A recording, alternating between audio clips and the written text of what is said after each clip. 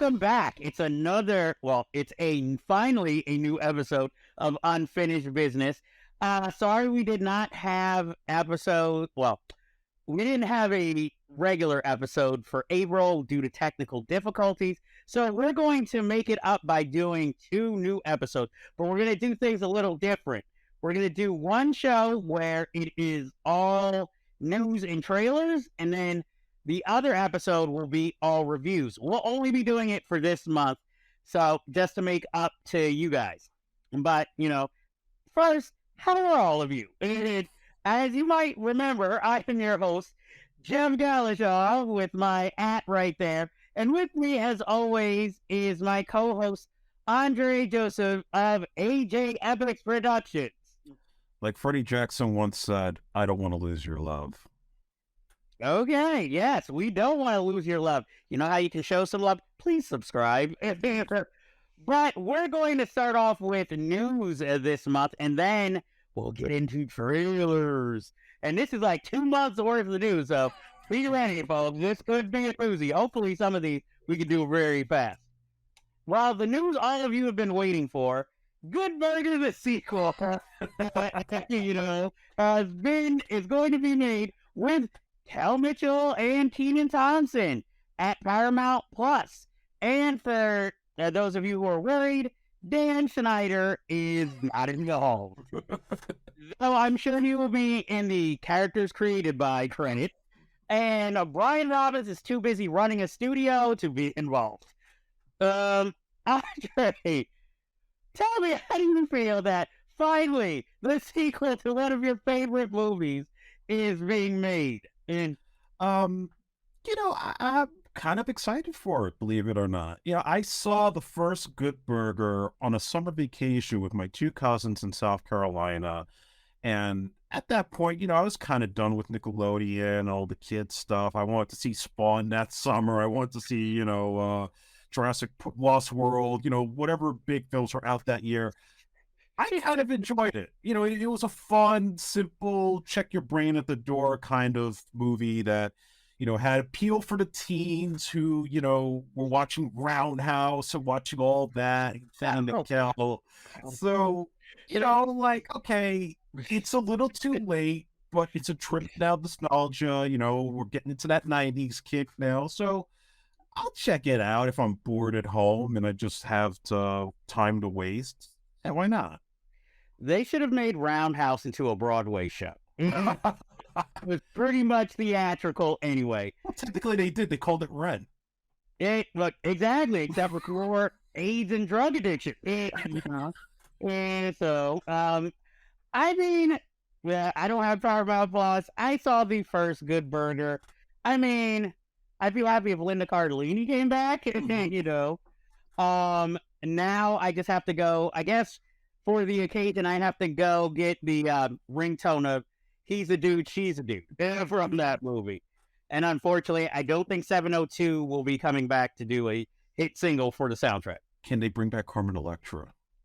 Well, now that it's, even though it's going to be aimed at kids but more adult, maybe we could take the fringe and show the cleavage if she does come back. Yes. No word yet on if Keke Palmer will be in the movie.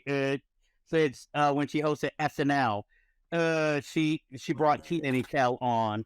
So I was hoping, but nothing as of yet. She's kind of busy. Next, in a more serious news, Denzel Washington is reuniting with Ridley Scott for, of all movies, Gladiator 2 with Paul Mescal starring and Barry Keoghan? Barry Keoghan. Yes. It's interesting, that Denzel's coming in part 2, instead of being in part 1. It'll be interesting. I hope he's not like, I'm the father of Demon Hunsu's character. For that I need justice. Or, worse, the older version of Demon Hunsu's character. Like, oh, you changed a lot. But,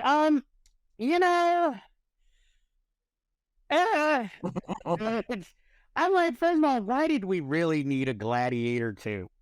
And then I'm like, Denzel's the biggest name in this movie so far. So it's like, and Paul Mescal and Barry Keoghan are not known for being, very muscular either. So it's like, is it going to be more political than like physical, or is it going to be sort of like Paul Mescal's the underdog because he's so small? Like, how are we doing this? And Yeah, I think you hit all the points. It feels like they don't have confidence in their lead, so they got to get somebody with gravitas like Denzel, who's likely going to be the villain of the film. But who really wants this movie after what? That first one came out in 2000. It's 2023, so 23 years. I mean, Ridley Scott, like, dude, you did Alien, you did Blade Runner, you did some of the greatest films back in the day, and now you're just doing a lot of Hollywood trash. I don't understand it. I mean, maybe he needs a hit so he can keep working. So it's like, hey, we still have his Napoleon movie coming out with Joaquin Phoenix. I guess that'll be his Oscar grab, and this is his money grab, Just as long as we do not get Russell Crowe as the ghost of Maximus. I'm almost afraid they're going to do that and de-age him. Hey, I mean, he's got a hit with the Pope's Exorcist. He's kind of hot right now again. So until they tell him you got to kind of work out, then all talk will be broken off. Next, we have they're finally remaking The Killer, and John Woo's going to direct, but it's going to star Omar Sy and Natalie Emmanuel, not the version they had years ago that they almost made, which was going to be directed by Walter Hill with Denzel Washington and Richard Gere. You go. They talked about this for a long time. You mentioned the Walter Hill version they almost made. There was also at one point talks of like a female-driven version of that story with Lupita Nyong'o and I think Michelle Yeoh. I mean, I do miss John Woo in terms of American films because I love Face Off and, even Hard Target has its moments. But, I don't know if it's something I'm really excited for. It just seems like, well, it's going to go, I think it's going to be a Peacock exclusive movie. So that already tells you they're not really all that confident in this as a theatrical release. Well, see, I was hoping like with Omar Sy, maybe it would have, maybe more international appeal. But, I'll go see it only to see Natalie Emmanuel. I mean, why can't he just reunite with Chow Yun-fat? Just get one more hit out of their hands. Peacock's not giving Chow Yun-fat money. He's like, no, we saw The Borrower. Or whatever the hell the name that Marky Mark will be with him. Oh, Corruptor. Borrower, Corruptor.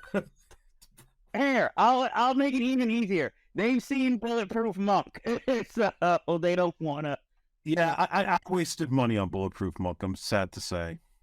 As soon as I saw the trailer, I was skipping it. And then when I saw some scenes when our patron saints, Siskel and Ebert, showed scenes from the movie, I was like, nope, no thank you. And I saw that in Manhattan. Ooh.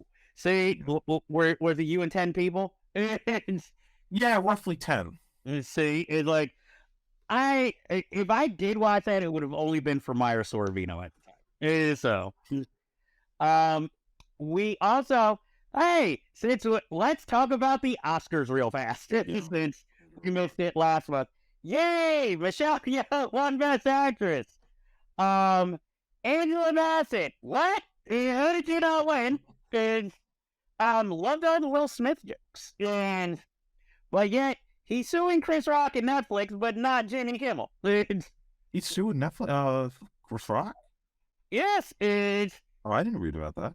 Yeah, he's suing Netflix and Chris Rock for 10 minutes worth of material. But, Chris Rock didn't sue him for the slap, so... Exactly, and not to mention... Once again, Jada rolling her eyes, and, okay, I gotta call the lawyer now. I'm just like, that's gonna really help your image. It is showing you have no sense of humor about yourself. But he's in Bad Boys 4, so everything is all fine and dandy now. I'm not gonna lie. I'm there opening weekend.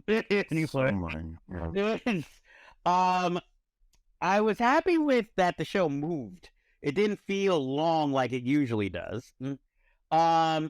Ratings are up. Other than the Angela Bassett loss, there were no real surprises, except maybe It's All Quiet on the Western Front actually winning something. It's a good film. I'm just shocked they noticed, considering all the other big films. Like, I mean, Banshees of Inisherin kind of went home empty-handed, and that screams Oscar. I think it was, for me, the best Oscars I've seen in years. Like I said, it moved. There weren't any awards where I was like, it should have been to so-and-so. Even with, Jamie Lee Curtis winning over Angela Bassett, I can understand the frustration with that because I thought Angela Bassett was incredible in Wakanda Forever. But I was happy to see Jamie Lee. She's been around a long time. And obviously, I thought she did well in Everything Everywhere All at Once. I'm happy that film swept up most of the awards. He winning Best Supporting Actor, I was crying when that happened. Brendan Fraser for The Whale winning Best Actor. Even I thought Lady Gaga should have won for Hold My Hand, but I was okay with RRR winning for Best Song. Okay, yeah, I'm not right now. I'm not complaining. I get it was different. It wasn't a sappy, sad song or like a uplifting power ballad. I was good with it. So, yeah, it was a good time. No, let me ask you this. Did that entice you to finally watch RRR? I still have not watched RRR yet. Yeah, just watch the movie. It's good. It's enjoyable. It has every genre except maybe sci-fi all in one. I've just been so busy. Look, I like Lady Gaga. Didn't love the song, but I was happy RRR won, and it had the most liveliest stage performance too. Yeah, I agree with that. I also enjoyed Key's speech, tearing up. Michelle Yeoh's speech was inspiring, but I challenge not only filmmakers, but Hollywood and the Oscars. Show that this wasn't, kind of like, oh, we're giving it into diversity.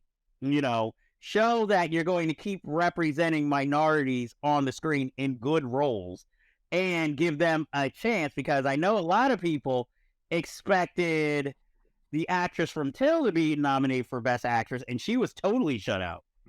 Because even reading all these articles about, where they do the secret ballots, where people say, well, what they're voting for and why, but they don't tell you their names. And most people expected her to get nominated. And, because of that scandal, it was more Andrea Riseborough and that movie To Leslie, which I did not see. I don't even know. Was she even there? I don't know if she was even present at the Oscars. Yeah, so, I mean, I guess you could talk about the Hugh Grant scandal, but it's like, it's Hugh Grant being Hugh Grant. Yeah, it's Hugh Grant. The guy's been through enough already. Exactly. It's like, let him just live his life. If he wants to be a cranky Brit, let him be. Yeah. Sorry, he's not Mr. Darby from, or whoever he played in Bridget Jones' Diary. And he's getting old. He's got 5 kids. He's playing Oompa Loompa. Give him a break. Quite a year for the man. Dungeons and Dragons and Oompa Loompa. Oh, and that Operation Fortune movie with Rod Hart. I did see a review one day. Okay, because I was about to say, I know he's the villain in that. So at least he's buddies, Why not put him in a Bond film? Just make him the new Q. No. I wanted him to play Bond at one point. Like, oh, I'm going to be I remember. They wanted Ray Fiennes to play Bond, I remember, at one point, too. After Schindler's List, and he was sexy with hair. Yeah. He just a quiz show, and they thought he was going to be the next hot shit. Well, he's still hot shit. He's just not big hot shit. He's, receding hairline. And he's got Parkinson disease. Sorry, Parkinson. It's like, man, he was hot. But then, unfortunately, he started losing his hair. Then the roles got smaller or the budgets got lower. Man, hey, I was happy to see him in Kiss Kiss Bang Bang. Hey, I love Corbin. I think he's a good actor. He's a very good actor. From the few episodes I watched of Psych, he was always good on that. I like the dentist movies. He was that crazy evangelist in the second season of The Punisher. He wasn't bad. Him and Annette O'Toole. I like Disorganized Crime, even though he doesn't really have any lines. But anyway, This cameo was shattered. hey, hey, Corbin Burnson could make a comeback. He's still out there. Shane Black just has to write the next good movie for him to be in with a bigger role. Well, he was supposed to do that L.A. Law reboot, but then they didn't pick it up for a full series, which is a shame. I really wanted to see that. It was David E. Kelly coming back. No, but Blair Underwood was coming back. If David E. Kelly's not coming back, I will see an L.A. Law reboot. Anything else on the Oscars? No, that's really it. I had a good time with it. I enjoyed it. Next year it will be on March 10th. And okay, so next we have this is an easy story. Daisy Edgar Jones and Glenn Powell will be starring in Twisters, the reboot. But strangely, it's also going to be directed by the guy who made Minari, the Oscar-nominated movie. It's like, are you pulling a Ridley Scott? Is this like a paycheck, or is this just going to be a really dramatic story that just happens to have tornadoes? You know, I mean, no, I'm not going to be there. I'm sorry. Well, they definitely trying to push the diversity quota here because it's a lot of minority leads. Just saying. What? Glenn Powell and Daisy Edgar Jones. That's probably the compromise. You know, you got to get him and, you know, that Daisy Edgar Jones. You know. Daveed Diggs, the guy from Hamilton? No, he was writing. He hit Helen Hunt originally, since she's on his show Blind Spotting. They came up with a concept and wrote the script. Okay. The studio turned them down, and so, but they liked the idea of a Twister sequel, so they just went with that. I just hope it's a better script than Twister, and Glenn Powell needs to do better films. I mean, he's good. I liked the Top Gun. He's got that leading man presence. I don't want to see him do all this franchise crap. Well, I mean, look at how long it took him between, what was it, Hidden Figures, and then starting to actually work more and more. So he's striking while the iron's hot. He's like, what? Another movie? Okay, wait. Nicholas Hoult, take this? I'm taking it. And so, True. and, you know, and I like Lev. I even watched Scream Queens with him on it when he first started. He just has that classic movie star look. Exactly. And he's Canadian. So, I know he's Canadian. I'm guessing. Next, Quentin Tarantino. Wow, this is a really old story, but it's updated. Quentin Tarantino finally named his 10th and final film, supposedly. The movie critic, set in 1970s. It used to be reported that it was about Pauline Kael, but he says that it's about a real movie critic, but a lesser known one. And that it's supposed to be about, I guess, how movies have changed. It's supposed to be a commentary on the movie industry of old versus today. But it's still like, he said it's not a thriller. I'm intrigued. I'll admit, when I heard the movie critic, I really thought it was going to be a thriller. Like, somehow it was going to be. Because I know, supposedly, again, this is all rumor, that Cate Blanchett is who he wanted for the lead.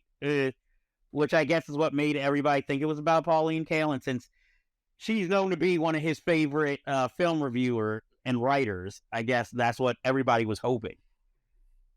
And really, I feel like if ever there was going to be the story of that tale, because I mean, hello, we have air about the the making and production of Michael Jordan's sneakers. So why can't you make a theatrical movie about Pauline Kael and, I mean, her, I guess, rise through movie criticism, and then those 2 years she worked for Warren Beatty at the studio and crashed and burned. And yeah, my guess what that is that if this movie, in all likelihood, will be a hit, then somebody else will probably do Pauline Kael's biopic. Yeah, if it's not going to be like a thriller with the usual Tarantino violence and the trademarks, then I think it's a good way to go out, just to do something a little bit different. And I think he should go even another step and if it's going to be his last movie, maybe get some of his friends in it. Maybe have a role for Samuel Jackson. Get John Travolta one more time. Let's dust some of these guys off before, it's a done deal. Well, come on. This is Quentin Tarantino. You know, some of them will probably be in this film somewhere. But I mean, it's not like he's retiring. He still is open to writing like a television series, novels, and plays. So he'll still have stuff out there to work with these guys again if he really wants to. But also, he says that Death Proof was like a shock to his system.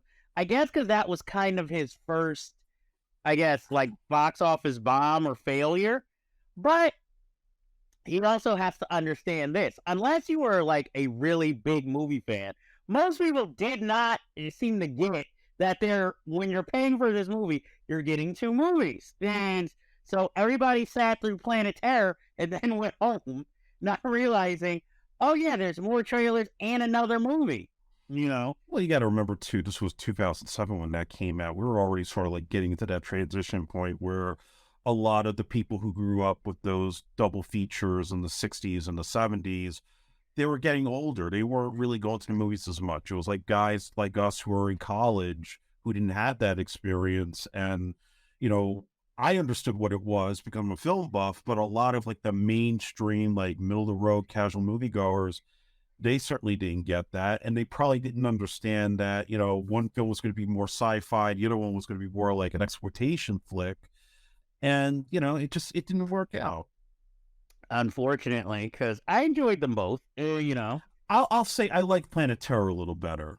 See, I'm the other way. I liked Death Proof more, even though Death Proof was was slower.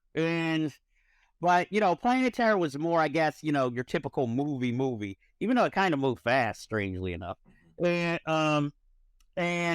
since you talked about exploitive, this is our final Quentin Tarantino story. He also talked about how he doesn't like the film sexy, because, it's, I guess, for him, it's very kind of, you got to get special attention. There's all these people in the set. You don't want them there. It's a very fragile, thing for him to do, and with the actress and the actor. And plus, I guess he kind of, could sense of today's times. He also didn't want to get called upon it, in the future and say, oh, that wasn't right. You shouldn't have did that. You exploited me, which would also explain why Death Proof really, you call it an exploitation movie. It's very violent, but again, other than a lap dance that is interrupted, you don't really see anything sexual too much. And yeah, no, sex scenes are always like nerve-wracking to shoot because you don't want the actors to get carried away. You don't want them getting nervous. And, like there's always like going into it, because unfortunately I have shot stuff like this before. No, it's all about transparency and just making sure that the actors know what they can and can't do, what they feel comfortable doing, what they're not comfortable doing. And I never try to pressure it. Like literally, I'm like, look, if you ever get uncomfortable at any point, you just tell me and I'll stop. Like that's how it goes. And, whether they're getting paid or not, you just try to be professional about it. That's the best you could do in those situations. And it has to serve the story. It can't just be, well, we needed to sell the film or to get people excited. No, there's got to be a reason for it. Well, and also, well, especially when it comes to Quentin Tarantino, some people, not me now, again, I'm just saying some people would say he already has his fetishes on display with feet, women's feet in films. Sure. So, if you're getting, what you want, maybe you're like, hey, that's good enough for me, so. But next, we move on to Rachel McAdams in her 2-year absence from making movies, which she said was like a mental health break. But now she feels guilty because the list of movies she turned down is pretty amazing. She turned down Mission Impossible 3, Iron Man, Casino Royale, which was really shocking, Get Smart, and The Devil Wears Prada. So, yeah, I would say Devil Wears Prada might have been a mistake, because that's a film that probably would have worked well for her. The others were just pretty much, the female lead, and being the supporting player to the male lead. I think she's a really good actress. I actually thought she was one of the few bright spots in the second season of True Detective, to be honest. She had her moment after Notebook where she was like probably one of the hottest actresses around. And then, yeah, there were some missteps. And now it's like she's still, a pretty big star, but not getting the big roles like she used to because she's a little bit older and maybe didn't capitalize on those things.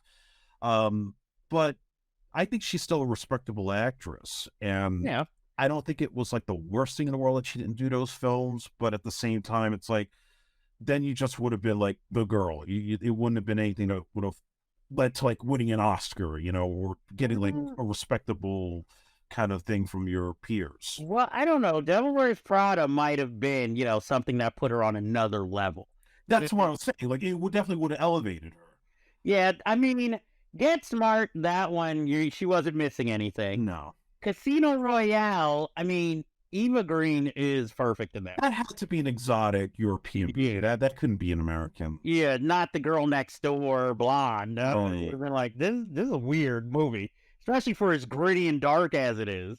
Iron Man, that could have worked. And I mean, she eventually joined the Marvel in the Doctor Strange movies, but essentially she probably would have kind of been playing the same role, only a little more chipper. If she had did the Iron Man. She's just there in Doctor Strange. Well, I mean, in Iron Man, she'd be, I guess, there, but also Robert Downey Jr.'s reason to keep going. Yeah, and then her character evolving throughout the series. And I think Rachel McAdams would remember that she was in those films. Unlike Gwyneth Paltrow, she does not remember being in any of the Iron Man movies. Yeah, apparently. nervous. Hey, I just started liking Gwyneth Paltrow. So she's always been a great actress, but now she has achieved diva status in my mind. And a hell of a skier. Uh-huh. No, and a good eyewear. And Mission Impossible 3, I'm like, would she have played the Michelle Monaghan role or the Kerry Russell role? I think she probably would have played the Michelle Monaghan role because I think they wanted Scarlett Johansson for Kerry Russell's part at one point. Oh, okay. Because I would have been like, if she was in Mission Impossible 3, it would have been, like you said, the girl, or like she's in Doctor Strange. Yeah. And, I like I said, I have no problem. Hey, she had Game Night. That was freaking hilarious. And, yeah, I like Game Night. I would do this next story, but this goes into a bigger story, so I'll save that more for the end because that's a big subject. So I'll talk about your favorite people, Zack Snyder and the Russo brothers, who say TV is disruptive and way riskier than film. I can kind of see where they're coming from because, I mean, with film, it's cut and dry, but it all depends. Are we talking a regular, like, I'm only making one film? Or are we talking about trying to go into a franchise with a film? Because if it's a franchise, yeah, you got to hope everybody shows up for the first one and that people like it to get a second one, which Zack Snyder should know by now. But also, I think they're saying it's riskier in television because if it's not a limited series, and as you can see, like with HBO Max, whatever they want to call themselves right now, and like even with Disney Plus with Willow, you could plan on like, oh, this is going to be like a 5-season show. And then if it gets cut short abruptly, you never get to the main point of maybe what your story you wanted to tell in the first place. I think it's the risk when you have an idea for a show, and I've seen this with a lot of serials going back to like the days of, say, Prison Break or even 24 to a certain extent, where typically the creators would have at least the first and second seasons fully mapped out. They know where the story's going. But when you get to like the third year, the fourth year, it starts to feel kind of discombobulated. It's going into all kinds of different directions, and there's no cohesive narrative.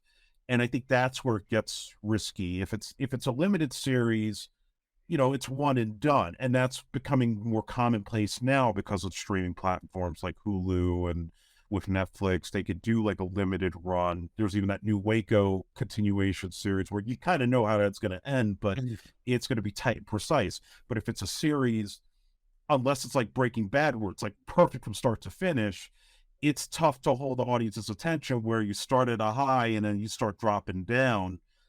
For example, this recent season of The Mandalorian, where those first 2 seasons were red hot and everybody was buying Baby Yoda merchandise. This season, it felt like we started with one story and then we were done with it by episode 2, and then we were like a totally new story. And then now we're like getting away from Mando and going to like some First Order character or somebody with the cloning. And it's like, what's the cohesive theme? Where are we going with this? And that's where you start losing viewership, and that's where the critical reception drops off. And that's where it becomes a big risk when you're spending all that money trying to produce this thing. And after a while, it's not paying off because the viewership drops off because the narrative is all over the place. So yeah, it can't be a risk in those situations. Well, I think also like what the problem is that if you plan too far, like I said, you run the risk of getting canceled before you can even get to that story to close out. But also, you don't want to be too presumptuous and be like, oh, well, we got seasons 1 and 2 mapped out, but we only got to do season 1. Or they tell you halfway through the season, you know, you only have this season, then it's done.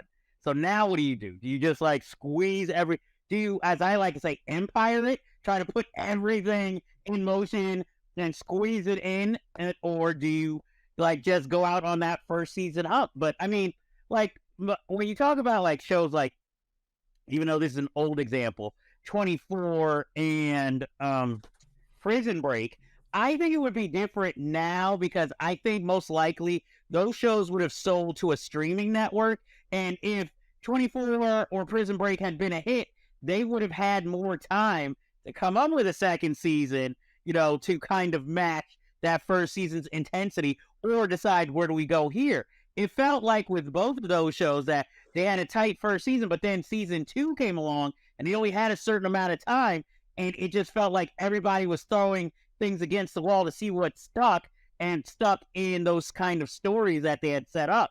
And that is why it's like, you know, season 2, Kim gets chased by a cougar. You know, this is like a big plot point, you know. Well, a perfect example, and I'm going way back here, but the show Wise Guy back in the 80s with Ken Wall. Perfect first season where you had like 2 long story arcs. The first one with Ray Sharkey as like this Atlantic City mobster.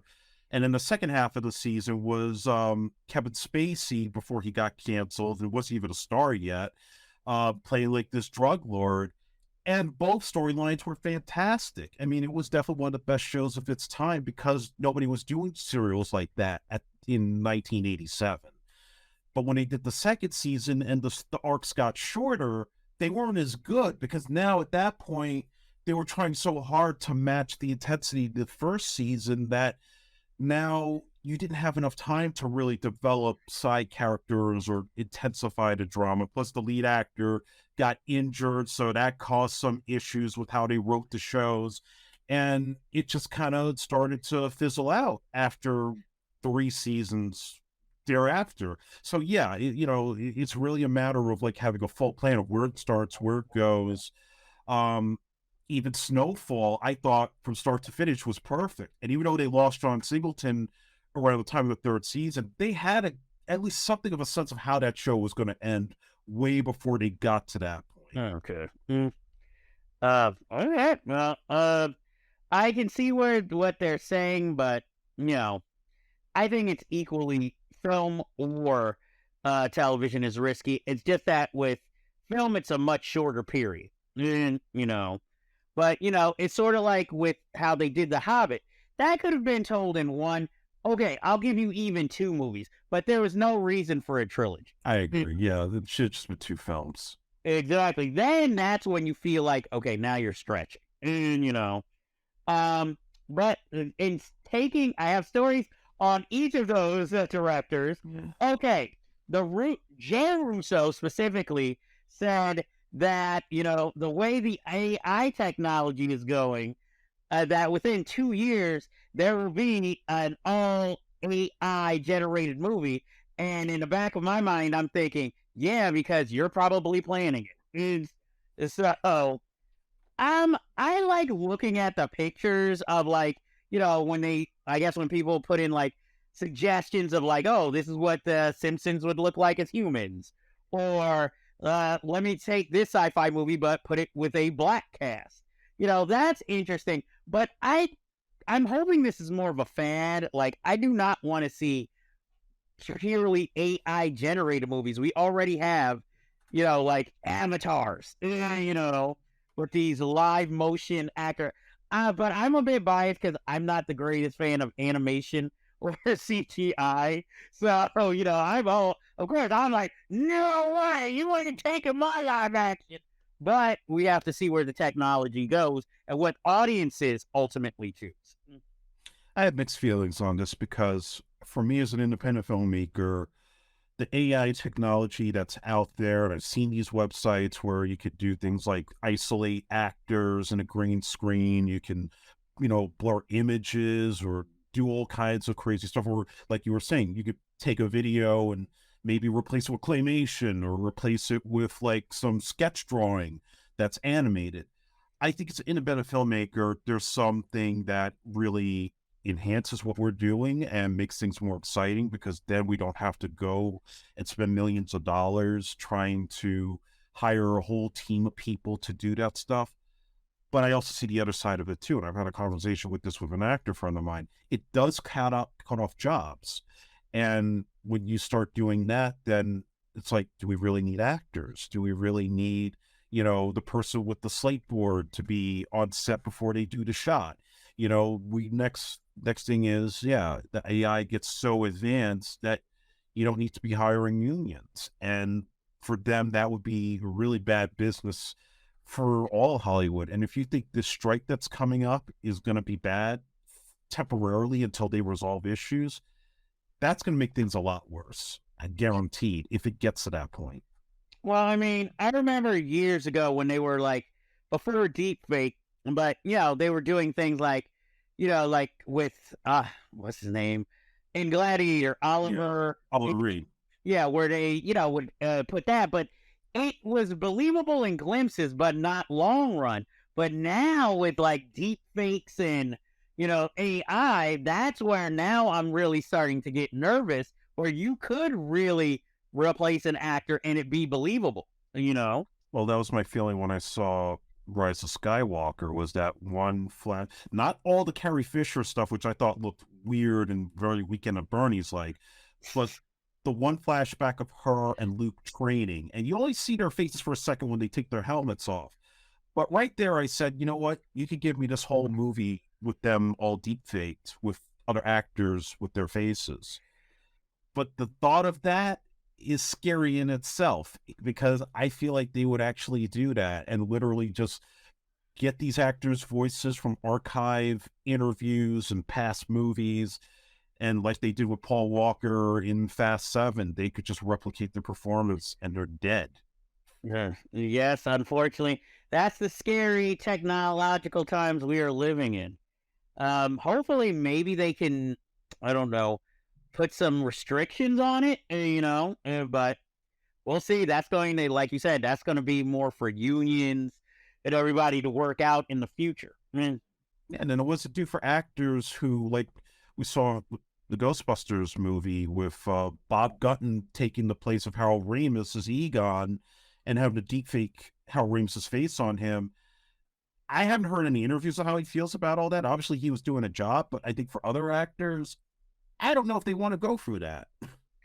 Well, I mean, I'll allow it for something like that because it's a sequel. Yeah, and he's a ghost. Yeah, but it's not. But for other things, it was like, hey, we're going to start to, we're not like, okay, let's take, oh, jeez. I'm not going to Juilliard so I can go to Hollywood and have my face removed. Exactly. Or more, it's going to be like every actor is just going to have to be like, I have to go do theater. Because that's the only place you're going to see live actors anymore. Because I'm like, but I'm just thinking, now they're going to have like, oh no, we finally made Dallas the movie starring Humphrey Bogart. It's like, is that what it's going to be? And then just bring back Larry Hagman from the dead. Why not? Dude, with all this technology, it's like all you really need, or if you're either gonna have to have the same body of a previous actor, or you're gonna have to be able to do a really good voice impression. J.R. Ewing haunts his biracial grandchildren. Oh, geez. Play and Cicely Tyson will be I mean, where the maid he had an affair with. Oh, no. So why not? We're throwing things against the wall here with all this AI technology, and we'll see the rise of Halle Berry as their daughter. You know, and speaking of Halle Berry, she and Angelina Jolie are teaming up for an action movie called Mohr versus Maude. This is what the WB is bringing you because they had to cancel Batgirl. So, and as you said when we mentioned this a little before, so this sounds like that Antonio Banderas and Lucy Liu, Ballistic X Server, except I was excited for that movie. Yes, I just liked the title, and then, you know, at the time, Ray Park was going to be in it, and I had never heard him speak, so I'm like, oh, so it's going to have kick-ass action scenes. Then I saw the movie. But they had like every action star. It was going to be like Vin Diesel and Sylvester Stallone at one point, and I think they looked at Michael Douglas and Arnold Schwarzenegger. They could never get it together. Like, it was one of those movies where let's just get the last people on the list, and we'll just, you know, gender swap one of them, and then we'll have a movie. And it was like the biggest piece of garbage in history. Yeah, I mean, maybe that executive really liked Play It to the Bone. Which I also saw in the theater, unfortunately. Yeah, I saw it too. So that's why I'm like, look, Lucy Liu was fine in both those films. Legit emailed George Foreman for my money back, and he responded too. And what did he say? No, he's like, thank you for watching the movie. I'd be like, you're welcome. Can I get my money? I have the email printed out somewhere, but it's in my attic someplace in a box. I'm just like, well, speaking about Zack Snyder, once again, because he has nothing else to talk about, he has told us that the original Justice League script was darker and weirder, but the studio ordered him to make it funnier. And so we've talked a lot about Justice League. We've talked a lot about the Snyder Verse, and I think the reason he's even bringing any of this up is because I think he is not thrilled with James Gunn's plans. And I do think, because there were those reports that were coming out in the Hollywood Reporter about how some of the previous execs who were like kind of the interim DC heads before Gunn came in were actually toying with the idea of bringing Zack Snyder back and try to restore the Snyderverse till Gunn came in and said, no, we're going to do our own whole new thing. So, yeah, I think he's trying to quench the thirst of a lot of the Snyder Cut fans who really want to see his vision continue. And, you know, and I sympathize with all that. But it was an expensive vision, and it was tampered by the studio all the time. And let's face it, to continue forth with Henry Cavill and Ben Affleck and the rest of them, they were going to want more money, okay? They were going to be more expensive. Gunn's going to go cheaper. And that requires a whole reboot with new actors and younger actors who are more affordable. I hate to say it.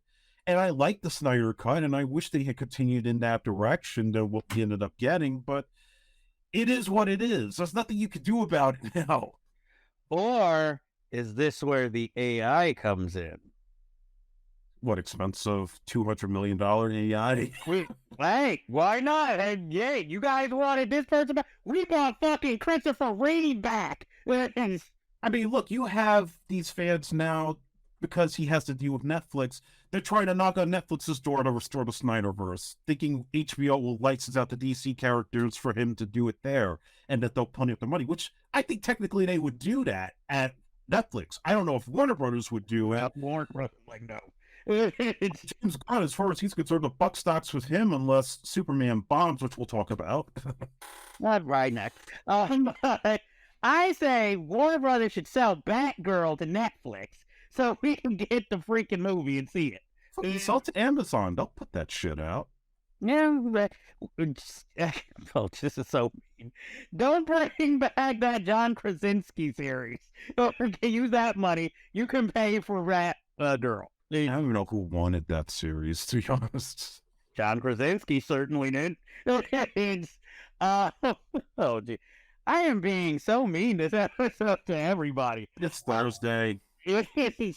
Well, since we already started talking about it, James Gunn said, let us all know his Superman legacy film will not be comedic and will be respectful of the past Supermans.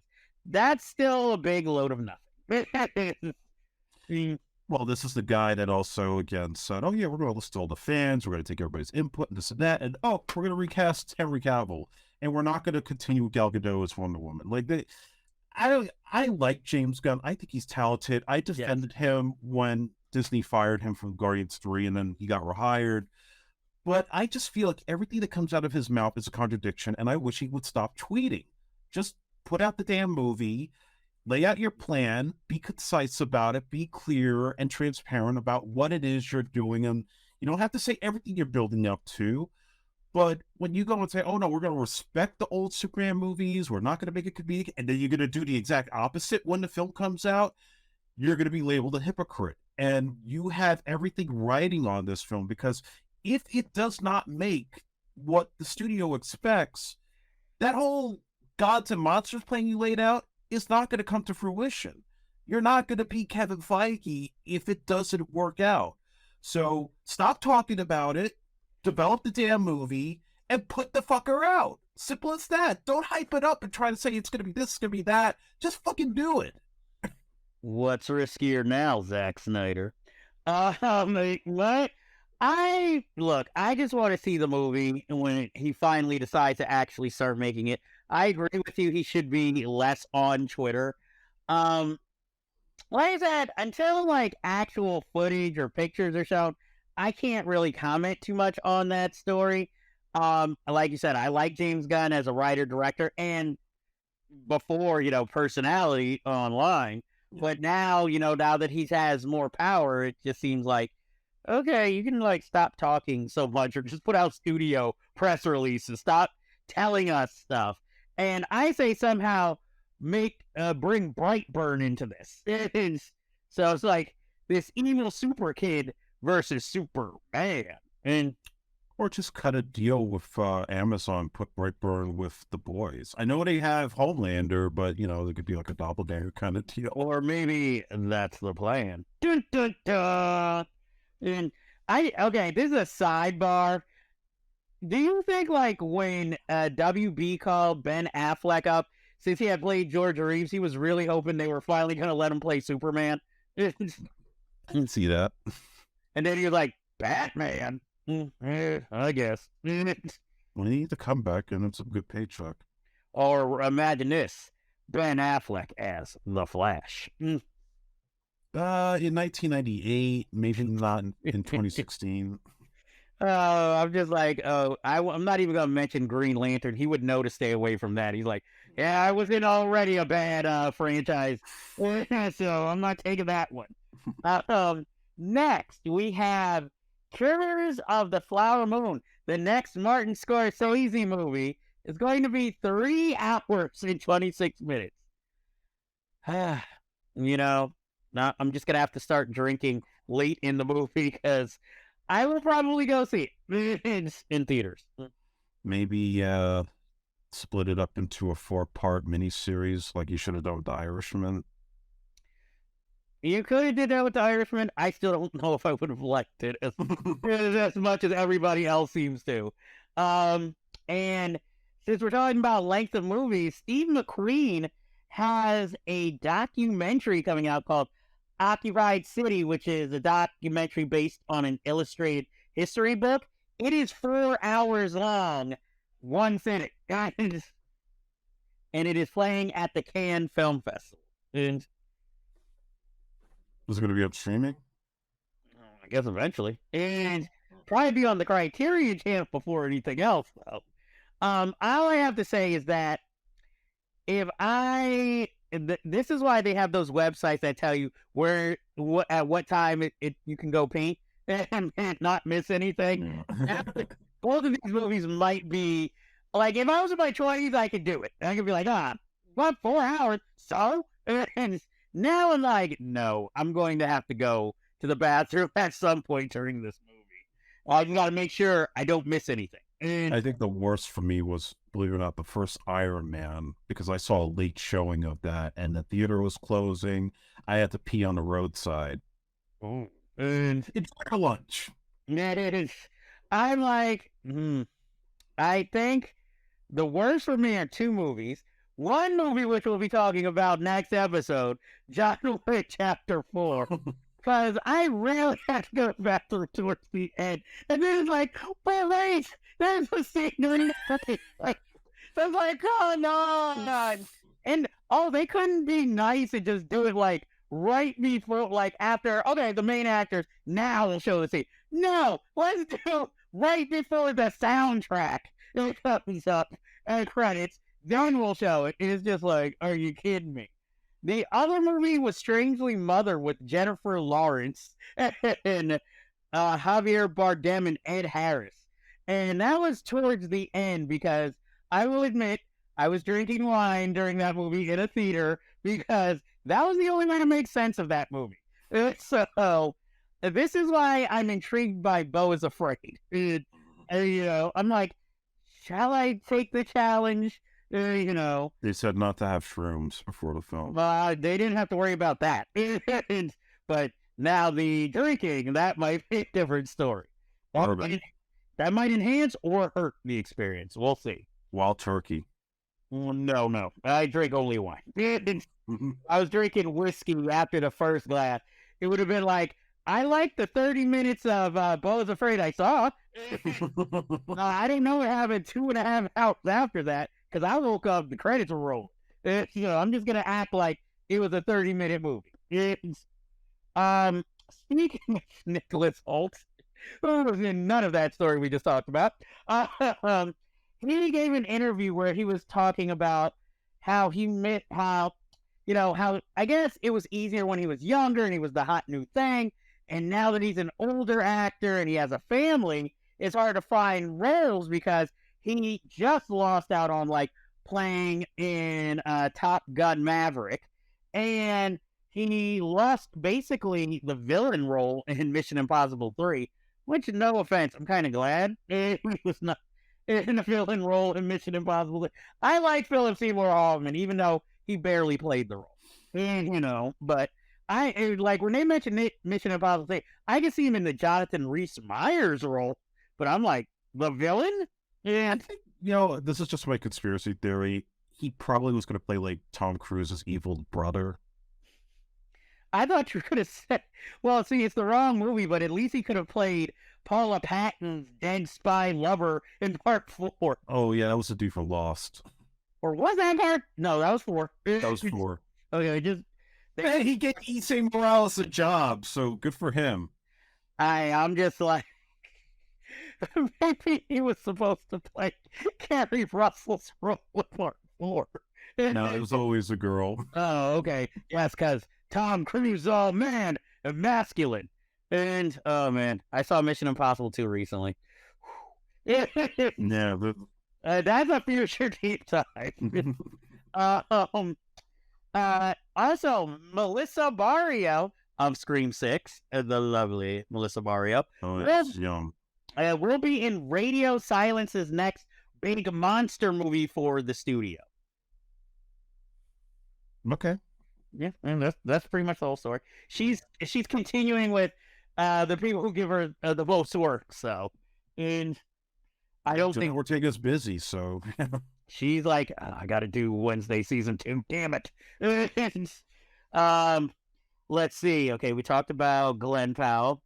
Okay, I guess we can go into this story now.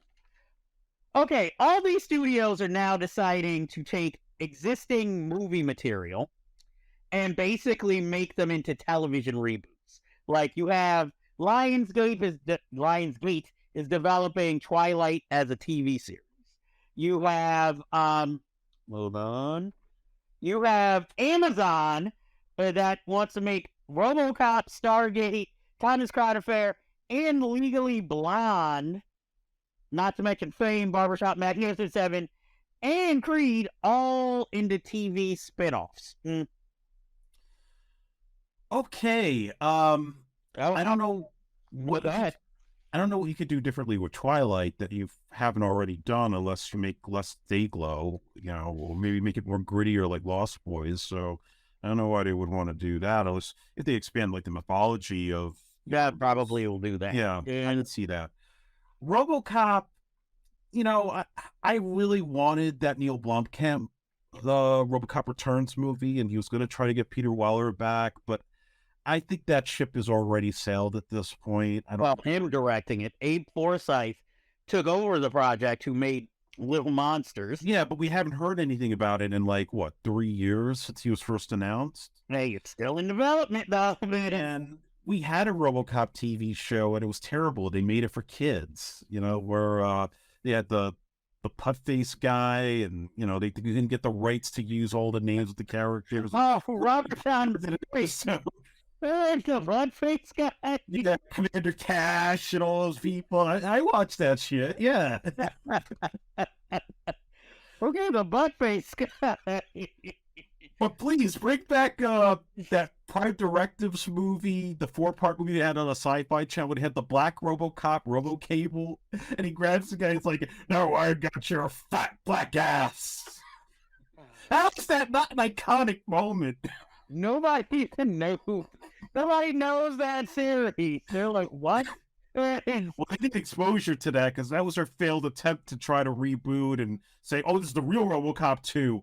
But it's a Canadian production, and it sucks." Well, I mean, they already had Stargate spin-off television. You already did Stargate! It was huge! It was a big hit with a bunch of cult Trekkie fans. Why do we do it Stargate again? Give us a sequel with James Spader. He needs work. Well, they're still on the drawing board for the sequel. That has been how many years on the drawing board? I've hired new directors for Roland Emmerich. He lost me a long time ago. Legally Blonde, I mean, they've done spin-off movies. I thought they were doing a third one, though. That's still in development with Mindy Kaling in charge of it. Oh, so it's going to be like The Equalizer, where we have a new Equalizer movie, but we still have the TV show on, and they're not connected. Why not? Reese Witherspoon, well, she doesn't really need a hit, considering she has, all these books she keeps making into movies.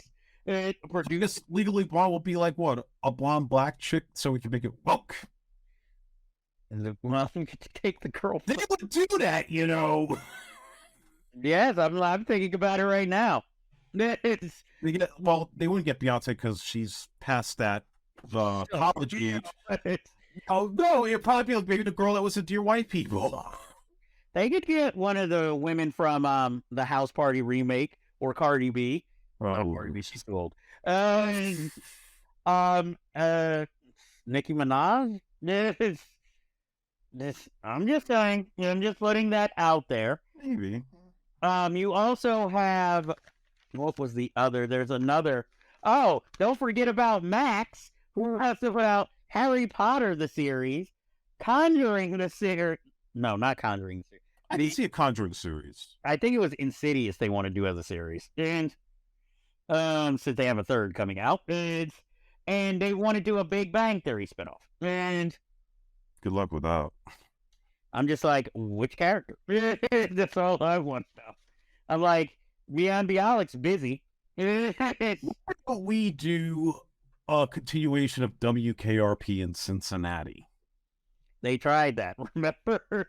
Yeah, but it was like a cheap syndicated continuation, but like a new cast. New music. Oh, wait, that's right. Music sucks now, so nobody really listens to the radio like that anymore. They have their, those Sirius stations, those satellite stations, and... Yeah, but, what the hell are they going to play? They're going to play, I don't know, who's hot right now? Oh, this was your idea, so I'm saying you're the one who was pitching it. Cardi B music on WKRP? Are we going to play Nickelback and... Hey, why not? a 90s rock station trying to stay with it and trying to stay in business. That's a good idea. I'll write it right now. Hey, just don't let Michael T. Williamson star in it this time. Hey, I watched the reboot. Unfortunately, Tony Kaitan is not with us anymore, who was in that series. Yes, rest in peace, Tony Katan. Or, as some people know her, O.J. Simpson's ex, who lived. Okay, I sunk the show with that. But let's move on to happier news. Mina Goth will be in a mystery role in the Blade movie that is being directed by Jan Demange, who directed White Boy Rick. And I don't know what the mystery role is, but she's fitting for something like Blade. And I hope that Marshall Ali was able to get Marvel to get a better script. That's something that's going to be as gritty and as almost brutal as what the Wesley Snipes movies were, even if it's not R-rated.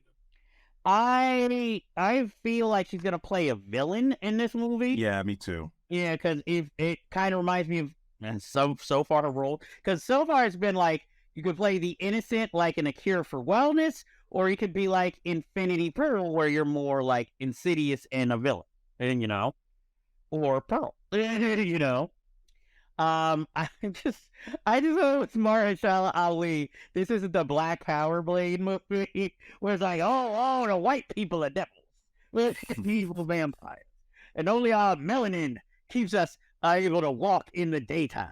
But either way, I'm probably there unless the preview just looks really bad. Yeah, Marvel needs to do some work. I guess I would feel more comfortable if someone like Antoine Fuqua was directing this. You would agree. But he's too big for them now. Marvel doesn't want the auteurs, apparently. We'll see. Yeah, well, I can see that. That would explain why my hoping Joe Dante would direct the first Ant-Man went unheard. I'm gonna save the Star Wars for last. So we're at our next to last story. We have Billy Porter is going to co-star and write a James Baldwin movie. And it'll be wonderful as James Baldwin. Why not? Yeah, I mean, I don't doubt an actor if they're really into a role and, this is a role they really want to play. But I will admit, when I think of James Baldwin, if I was going to direct a movie, Billy Porter is not the first person I'm going to think of. And, I mean, if he wasn't, I'm not going to say too old because he can't help but age naturally. I would say, like, if it was back in the day, Jesse L. Martin would have been a good choice. Oh, yeah. Something you wouldn't expect him to do.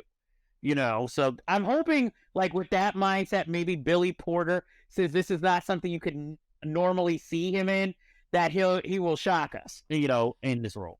I always felt bad for Jesse L. Martin not being able to do his Marvin Gaye movie. So did I, but that's all that Marvin Gaye estate, and that's a tangled affair to try and figure out. So you could always do what they used to do in Hollywood productions. Do the story almost the same exactly, just change everybody's name and names and dates. But I'm not teaching y'all how to rob people. You can watch that SWV reality series. Oh, and that woman's husband, who oddly knows a lot about how illegal wire transfers are done for someone who didn't steal money. But anyway, to the word downtown. Huh? Mm-hmm. You talk about SWV, the group? Yeah, SWV. The song Downtown, you remember that song? No, the way you said it sounded like you were talking about the Anthony Edwards Fox. Like, Be a future deep dive too. Having to watch that again. And finally, because we talk about Star Wars, Kathleen Kennedy says that Rogue Squadron is still on the drawing board. If she doesn't realize Takia Waititi, I hope I said his name right, Star Wars film, Rian Johnson's Star Wars film, nor Obi-Wan Season 2, that no one was asking for. But what we definitely are getting is a film by Shireen Obiad Chinoy, who is going to be doing Daisy Ridley's Star Wars film about Rey, I guess, raising brand new Jedi Force. That's coming out in December 2025. The film of Dave Filoni, which will wrap up a bunch of stories from the Disney Plus series, since he's been, behind most of them. And rumor has it he directed the final sequence in Mandalorian. Rogue One.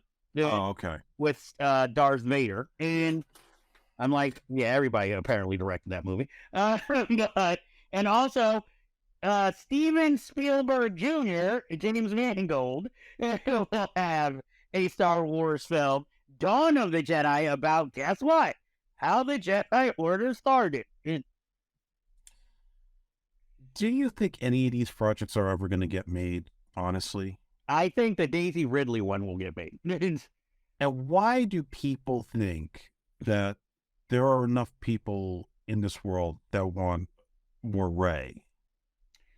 Because she's the modern equivalent for this generation Star Wars. So she will be the link to the new set of movies.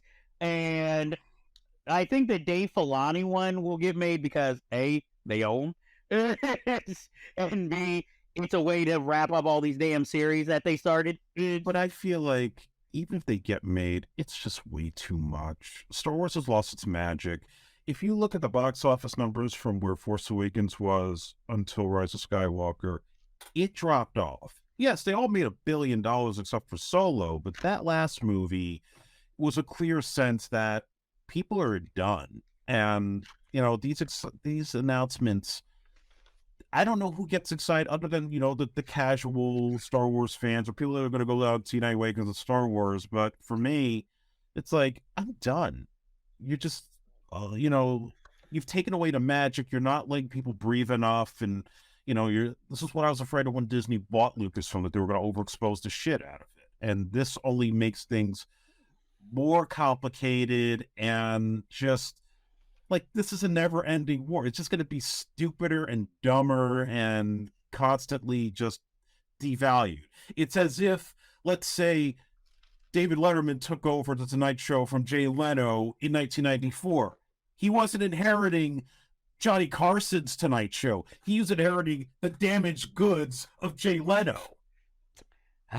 Well, see, my thing is, I feel like everything goes overboard because also Marvel movies, some people might say, enough, slow it down. But no, they're still keep going full speed at series, movies. I mean, I think they're learning a little now to slow down, but it's still already set in motion. So it's kind of hard, especially now they're having that trouble. Who knows what they're going to do with Jonathan Majors now, with his controversy.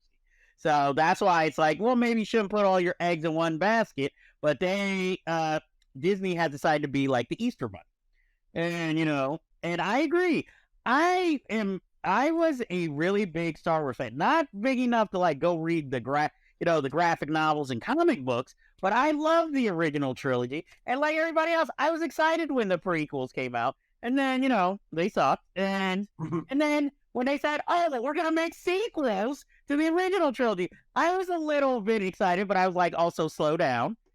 And, I liked The Force Awakens, and, but then everything just kept going too fast because they were like, oh, you like that? Guess what? We're going to start making animated series. We're going to start making television series. And like you said, it's all too much. You're not giving me a chance to miss it. You're giving me an overabundance. And sometimes half this stuff doesn't tie together. So I'm like, huh?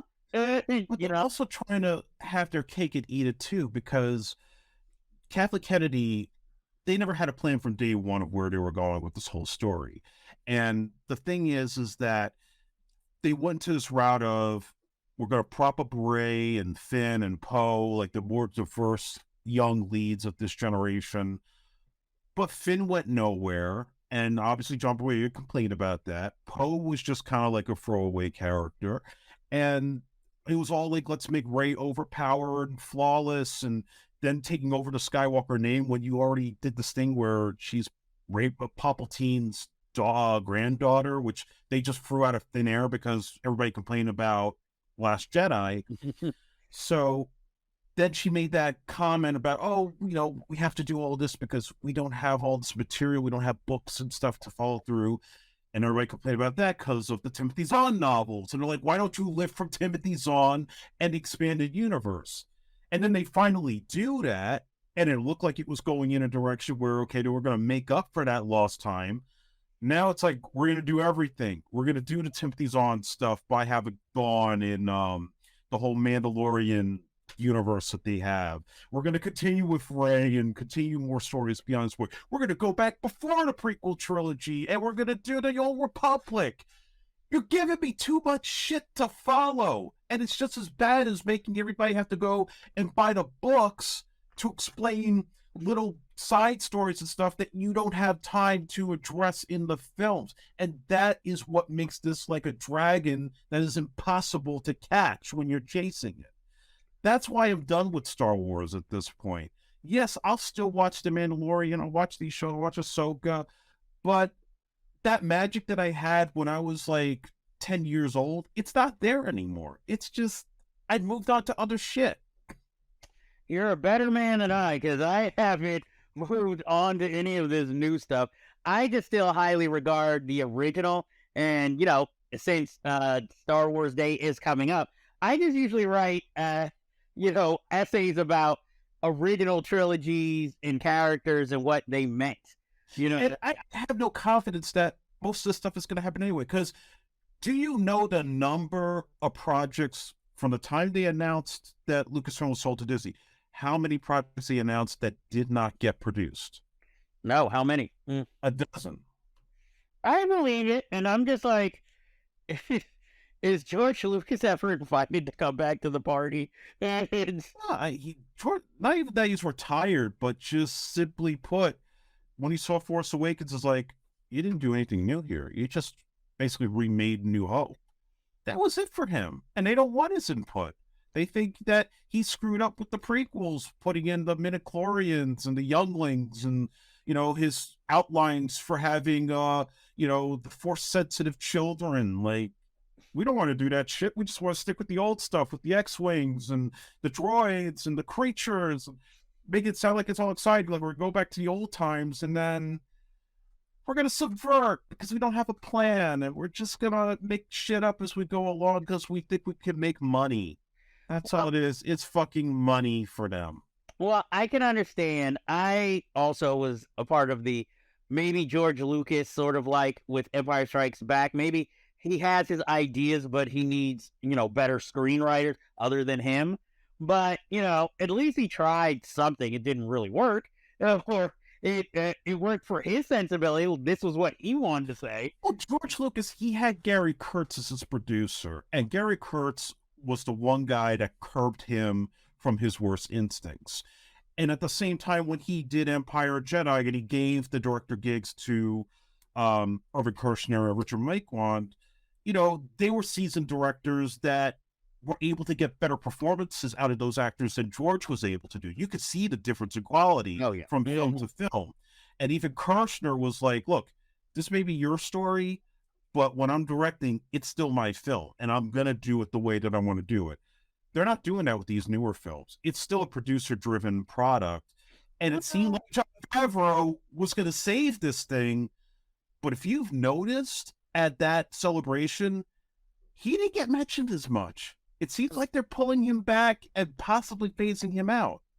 I did see that, but my thing is, I think, with, what was it? The Last Jedi, I think Rian Johnson was trying to do something different, and then that didn't work, and then they all started, getting worried, and then the third one, it was like, okay, this has to be fan-friendly, specifically. I mean, listen, you got these guys out there, and I don't want to be, like, totally shooting the shit on, like, these other YouTube people, but, like, the Neurotics and the Doomcocks, they tend to, go after everything that's woke and everything that is, considered bad for Star Wars and Marvel. But you know what?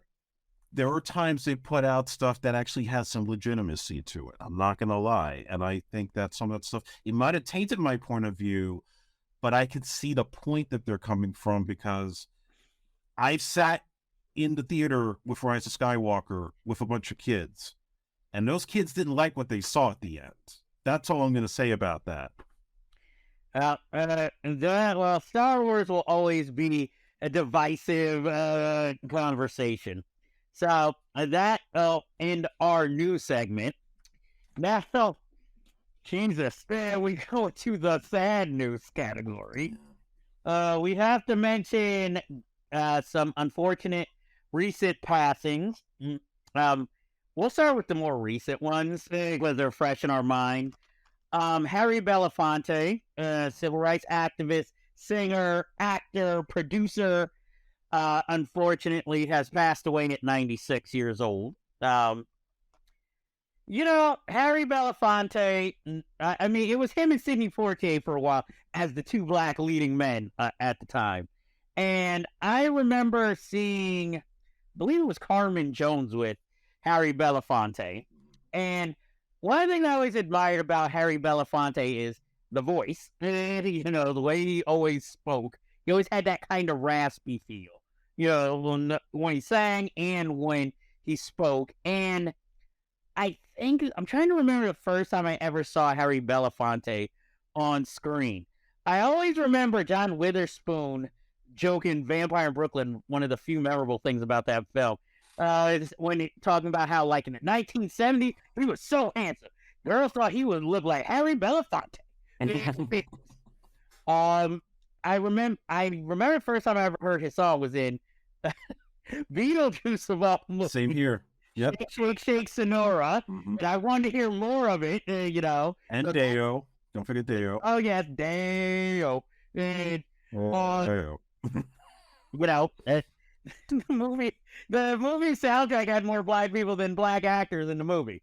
But I also remember when he sung A Song to a Lion on the Muppets, but like the 90s Muppet show. Oh, the 90s one, okay. Yeah, I remember that.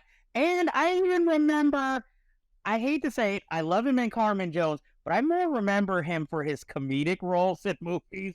Like when he was in, I believe, which one was the Bill Cosby, Sidney Poitier one where he played one of the villains? And I think it was Uptown Saturday Night. Yes, I remember him in that movie.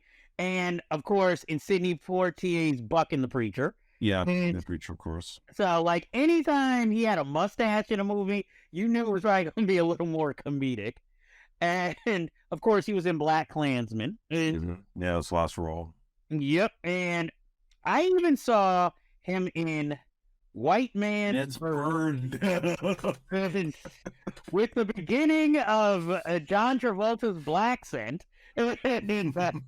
He recently brought up in Die Hard. And I'll admit, he was what made me see that movie, because I was just so excited Harry Belafonte was acting on the big screen again. And, I wish it had been a way better movie. But it was nice to see him on the screen. But, always a class act, always a gentleman, no real controversy. Maybe Calvin Lockhart probably wanted his career, since they kind of look alike, but yeah, it's a great loss, He was a legend. He was an activist. I mean, you said it all, like Buck and the Preacher, White Man's Burden, Uptown Saturday Night. I mean, those are the things that I remember most about, because unfortunately I more remember him for his music than as an actor. But the one anecdote that I have about him, there's another two, but I don't want to get into that. Okay. But when I was at the World Music and Independent Film Festival 2015, his daughter Sherry was there because she had a movie that was nominated for a few awards, and she had gotten like an award there. And, I was actually shocked because in the program, like, some of us were being listed as presenters, and I got to present with her for one of the awards. So, I was already having kind of like a rough day because the awards I was up for, I didn't get to win. So I felt like, okay, if I'm going to go up next to her, I want to say something about her father. So I went up and I was like, before we get to this award, I don't remember exactly what I said, but I just said, look, I personally want to thank your dad for paving the way for all of us with what he had done in film in his day, him and Sydney, to show how Black people really are in the real world, not this stereotype that they've tried to put us in for so long. And she really appreciated that. Then we started dancing afterwards, so that was kind of cool. Nobody has a video of that, unfortunately. But yeah, she really, I can never forget that moment, because that really made me feel like that was as close as I was ever going to get to his presence. Yeah. Unfortunately, he lived a long life, though. He did. 96 is a long time. So somewhere, him and Sidney Poitier are kicking it somewhere, talking about life and looking back on Earth and saying, it's a damn shame Bill's not going to make it. So, rest in peace to Harry Belafonte. Next, unfortunately, right before we started recording, Jerry Springer died at the age of 76. As someone who went to the theater to see Jerry Springer Ringmaster, yeah, I worked at a movie theater. I didn't have to pay. That's right, it's 98. Even though he did not have a movie career, he made his mark in media because he started all of these, more sensationalistic, exploitive talk shows. But a point as he made in Ringmaster, we every day are bombarded with celebrity sex stories, politicians putting out all their junk. All he did was take stories from regular people, put them on air, and now all of a sudden it's trash. But all these rich people stories we hear about the same thing are trash, So he gave that message as the common folk, and then he had them strip on full and in bathtubs. But look, it's like Howard Stern and Richard Bay. He knew how to entertain an audience. And he used what he got as a former politician who got dethroned in a sex scandal. It's to I don't know if it would be the greater good, but he did entertain. So I certainly will miss it. Yeah, he was a staple of my early teens. I remember watching Jerry Springer, sometimes in the afternoons when I was out of school, or if I was, taking the day off, or it was like a holiday, I was watching Jerry Springer in the morning because I wanted to see what kind of crazy shit was going to go on. And I remember being so excited when I went to Chinatown one Christmas and I got a bootleg copy of Too Hot for TV on VHS. And I played the shit out of that. If I had my friends, I'm like, we're going to sit there, we're going to watch this, because it's like all the uncensored Jerry Springer episodes with the strippers, with the fights, with the cursing. And it was like such a great time. And I still have that tape in my attic. Yeah, ultimately, like everything else, it ran its course. It got stupider, and it was the same old stuff, like two hot women fighting over a midget, or two hot women fighting over some meth head, like a typical thing that you would see all the time. And he kind of embraced that sort of, I guess, WWE Attitude Era type of style to this show. And then his buddy Steve got his own show. I don't know if that's still on. It's still on, but it's not as good. Steve is like, hey, I'm going to have this pedophile who didn't get charged, get him to admit his crimes on television, but I'm not going to turn him into the cops. Yeah, Steve sucks. Sorry.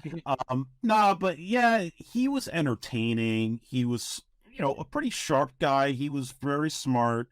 When he took on the city politicians over, the censorship of this show, I mean, I watched it on that Dark Side of the 90s episode. Like, he was really sharp. Like, he just literally was not going to take shit from him. He knew the game.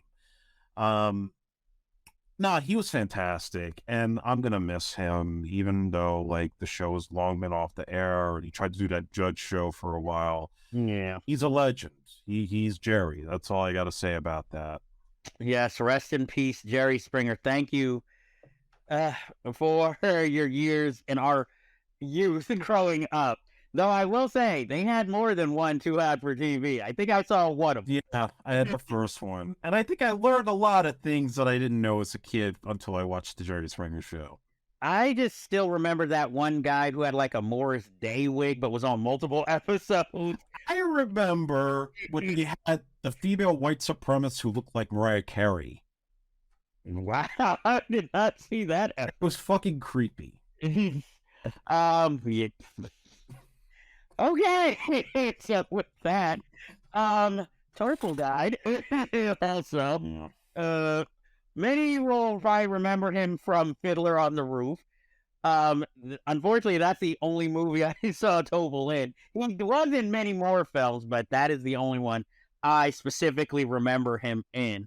But, another great actor taken down. He didn't appear in a lot, but you still remembered him, even if it was just for the one name.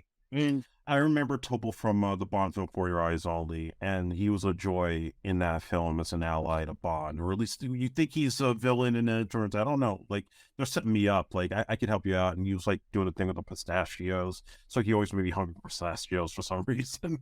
And he was in Flash Gordon for a sizable role. Yeah. Two movies. He played the Doctor, right? Yeah, he was the Doctor.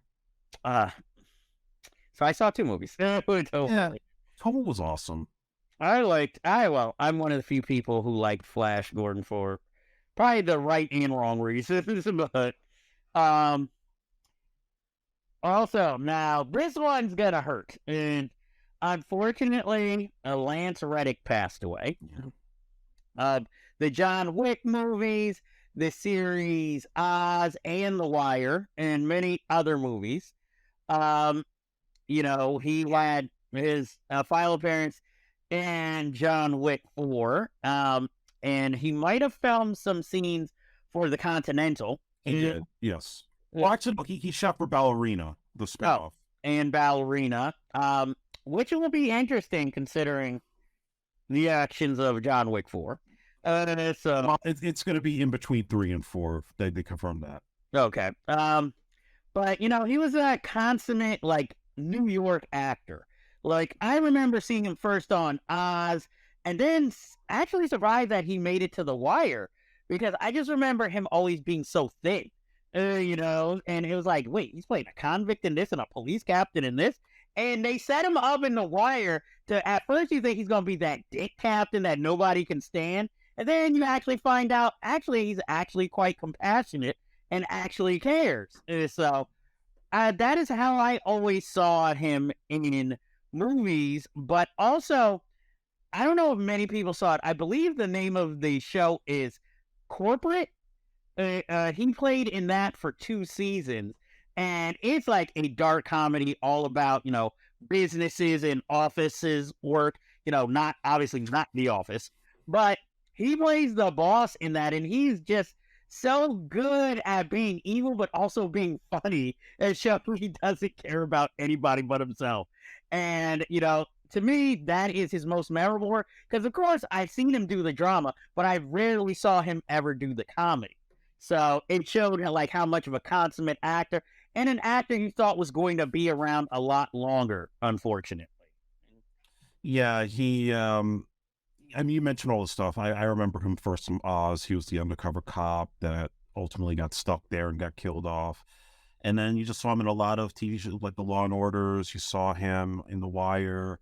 And John Wick, I think, was probably his most high-profile film role of all the ones that he's done. And huge shock when that happened. And it looked like he was healthy, like he was ready to go for more films. And this happens. And unfortunately, even the way that he goes out in John Wick 4, which we'll talk about when we review it, is kind of ironic. But yeah, he was another awesome one too that I'm really going to miss on film.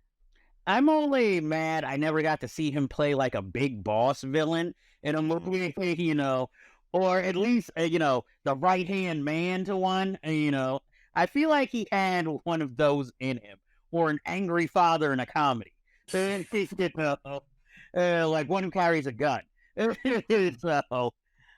Yeah. So, rest in peace, Lance Riddick, and giving everybody respect. This last death, we must mention Robert Blake also passed away. He is of controversial for being suspected of shooting his girlfriend or having her killed, and he was proven. It was shown that he was not guilty, but he never worked again. I think two of his last movie roles were Lost Highway and Money Train, and he was very bitter about his career, starting out as a child actor. He seemed very angry, but I'm not going to sell him short, and no, that's not a pun, that he was a good actor, and he was good in the movies he was in. And, well, we were all talking about his legal status, but, he admitted that the reason he looked weird later in life is because it was a botched plastic surgery from a facelift, and which kind of made him perfect for Money Train, and in the kabuki makeup in Lost Highway. And I never saw the film Electric Glide in Blue with him, nor did I ever watch his show Beretta. But, I liked him as an actor, even though, towards the end of his life, that tragedy, because he always reminded me of a little of Rod Steiger with that anger, but it worked in his performances. So it made him imposing, even though he was a shorter guy. I liked him in Money Train and Lost Highway. I liked him in the Peter Hyams movie Busting with Elliot Gould. And that's all I'm going to say. Okay. And so rest in peace to Robert Blake and everyone we mentioned and their families. Now we get into trailers in this never-ending episode of news. Okay, let's see. Where should we start? Do you want to start with the smaller movies or the big ones? And let's start with the big ones. Okay, the new Flash trailer came out. It gives about as much of the story, though there's a lot less comedy in this one. I feel like in the first trailer, we get more of a sense of like trying to shock the audience, like, look, it's Michael Keaton as Batman. Look, it's not Superman, it's Supergirl. And hey, there's this twin thing happening, Whereas this trailer, I feel like, okay, let's focus more on story and how serious all of this is. And then we have a surprise cameo in this trailer, too. I'll admit, despite Ezra Miller's mental state and problems, the trailer is very enticing, and I do want to see this movie. And I get the sense from the trailer, they're starting to get a little more confident with him. And it wasn't like the first World War II. Like they were trying to pull him back and make it more like, this is Michael Keaton's third Batman film, That's the thing. Again, it's hard for me to look past his issues, and I don't think they're fully resolved, and I think there's still going to be a problem before this movie comes out. I just have a sense of it. But I do want to see it, and want to see it specifically for Michael Keaton as Batman, and to see how they ultimately end the Snyder Verse and transition into the James Gunn universe. So I'll be there. That's all I got to say about that one. I'll be there, but here's an even bigger shocker. I might be there opening weekend. And I usually wait. And, I'm even waiting for Guardians of the Galaxy second week. And it might be the biggest film of the summer. Well, considering its competition, I won't be shocked. I'm like, why? Did you really want to see that talking dog movie with Jamie Foxx? Despite well, let me just say, I hope Jamie Foxx makes a full recovery. Yes. His stroke. And, since we're not really getting any new news, but, but I, just to go a little bit off subject, it is kind of cold. He has one more week of filming. They're like, just put in a double. It feels awkward. Yeah, it's like, really, guys? We couldn't just like see if he makes a full recovery in this? So, Yeah, it sounds like it's serious. yeah, so, prayers go out to him. But, so, you're definitely going, well, we're both definitely going to go see The Flash. Yes. Quick question. Guardians of the Galaxy, opening weekend, or are you going to wait a little? What does that come out? The 6th? Or 5th? Whatever that Friday is. Yeah. And I'll probably see either that Sunday or that Monday. I mean, I'm one that's not in a rush with Marvel at this point, unless it's something really like that I want to see. Like when Deadpool comes out, I'll see that opening weekend. But because they've been pissing me off so much, I don't feel like I'm missing anything. see, this might be, well, I haven't seen a Marvel movie in a theater since Black Panther Wakanda Forever. So this might be the first like real Marvel movie that I go see in theaters. So, and since we're talking about Marvel, might as well knock the other one off. We have The Marvels, and where we get Brie Larson. We get the girl from the TV show whose name, sorry, I can't remember right now. And we get the Monica Rambeau's daughter who was in WandaVision. This looks more exciting than if you would have just told me, hey, we made Miss Marvel too. I'm happy to see Brie Larson on the big screen again. I liked the Miss Marvel television series, so I don't know how it's going to translate to the big screen, but I kind of have hope, even though I'll admit the first Miss Marvel was okay, good. But like you, I don't know if I'm signed up to see it in theaters as of yet, but I will definitely go see this eventually. Either I'm not gonna lie, probably on streaming. So yeah, that's one issue that I already see. All right, this feels like a streaming movie. It doesn't feel like it's theatrical. Of course, there's a lot of, I don't even want to call them misogynists, but just those, I guess those fandom menace people who want to see this thing fail because they hate Brie Larson so much. But when I look at this trailer, I say to myself, okay, if it bombs, it bombs. If it's a hit, it's not going to be because of Brie Larson. It's going to obviously because of Miss Marvel. It's going to be because of that little girl, because clearly she's stealing the whole thing. I mean, from that trailer, she seems to be having the most fun, and Captain Marvel is like literally a background character after having led her first film. And that is already kind of giving me some suspicion about some stuff we've heard about in the news about how Brie Larson's being difficult, not getting along with Tiona Paris, and feeling upset that it's not Captain Marvel 2, that they're making an ensemble movie. I'm reading some tea leaves here. And if you notice, she really isn't front and center the way that you think she would be if they were supposed to position her as like the leader of this next phase of the Marvel Cinematic Universe. And if that's the case, then they're clearly putting us more on the shoulders of Captain Marvel and Monica Rambeau because they want the diversity as well as the younger crowd that's more into those characters than Captain Marvel herself, who, quite honestly, has been a little problematic in terms of the way that she's been written since that first film. So you're feeling they're kind of phasing Brie Larson out. I'm have this sneaking feeling in the back of my neck. That's what it's looking like. I feel like she doesn't want to be there because even when you look at certain interviews, she's very snarky and she just doesn't seem like she's really all that into it. Even though there are Captain Marvel fans, I've seen young girls buy the backpacks, the costumes, so that's real.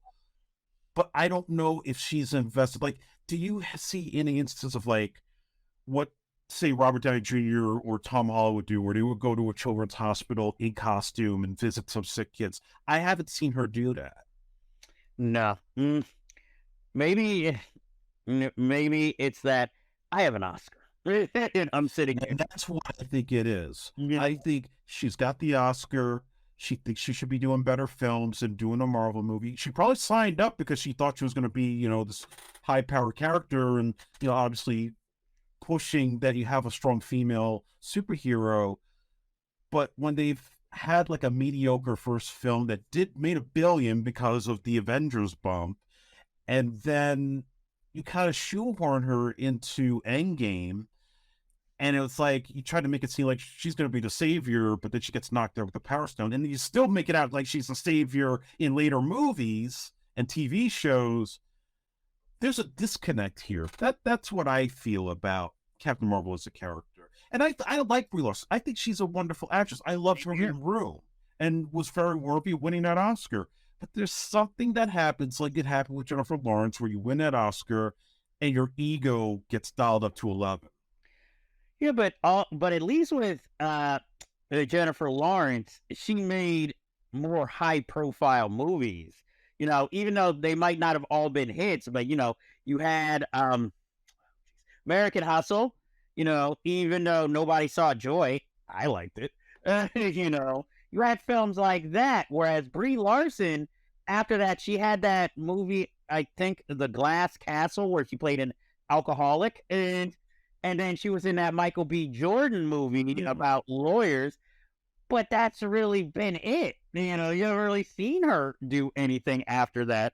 And I think maybe she might have to do a Jennifer Lawrence and be like, hey, why don't I do a raunchy comedy where I'm not playing the same type of role or the same type of character anymore? You know? Well, she's also, and I don't want to sound sexist, but she is trying to sex herself up lately in her Instagram. Yeah, like in her Instagram. She's trying to look more, I guess, appealing to the guys because they probably feel like she kind of pulled back for a while. No, I mean, she was sexy when she hosted Kimmel, and that was during the first Miss Marvel reign.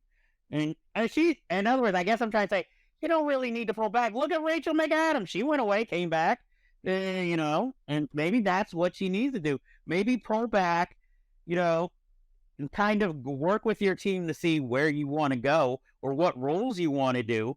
Because, you know, obviously you're not comfortable in the Marvel mold, which a lot of women are, because I think, like, Scarlett Johansson and Gwyneth Paltrow are both happy they're out of the Marvel mold right now. I mean, Scarlett Johansson had more to do than Gwyneth Paltrow, who seemed like, I'm only here as a favor. So much so she doesn't even remember them again. So I'm just saying, I really like Brie Larson, and I want to see her continue and be likable as a screen presence. Well, I got news for you, Jeff. We're in the era of Ana de Armas. I like Dyke. Don't get me wrong. I love Ana de Armas. But, you know, another problem we have today, you don't have to ask everybody everything or their opinions on everything. Like, you know, recently she said who she thought should play James Bond. And I'm like, okay, she was in a James Bond movie, so that makes sense, but that doesn't make her an expert on who should take over the franchise either. You know, I'm just saying, you know, we live in the day of Ana de Armas, and she'll take pretty much anything, it seems, as long as it's a big profile and she gets paid right. But, you know, unfortunately, I guess Brie Larson is suffering from the Nicholas Hoult disease, where it's like, so many roles, but what is going to define me? Because I'm kind of wishy-washy to a certain extent, you know? Like, I don't get the roles where I get to make a strong impression. I mean, Room, yes. But, like, most of the other roles, not really. I mean, I still remember from Scott Pilgrim. So, but, you know, she's not getting the Aubrey Plaza roles. Nobody's calling her with an Emily the Criminal script, you know? Yeah, that's true. Or a Black Bear. And, shoot, what's his name isn't even called her for White Lotus. Let's get to the next trailer. Okay. Yeah, let's stop arguing Brie Larson's career. The movie Andre has been waiting for. Equalizer 3 has finally dropped its trailer. So much to say about this one. Hey, your tagline should not make him finally met his match. And that already shows, yeah, because we saw the first two, and they were his match. Didn't break a sweat at all. Part 2 was more of a revenge mystery, not even a challenge for him. You know? Oh, he kills a date rapist in the beginning. That was the best part of the movie. No, I did like part 2 more than I liked part 1, because he had to think. You know?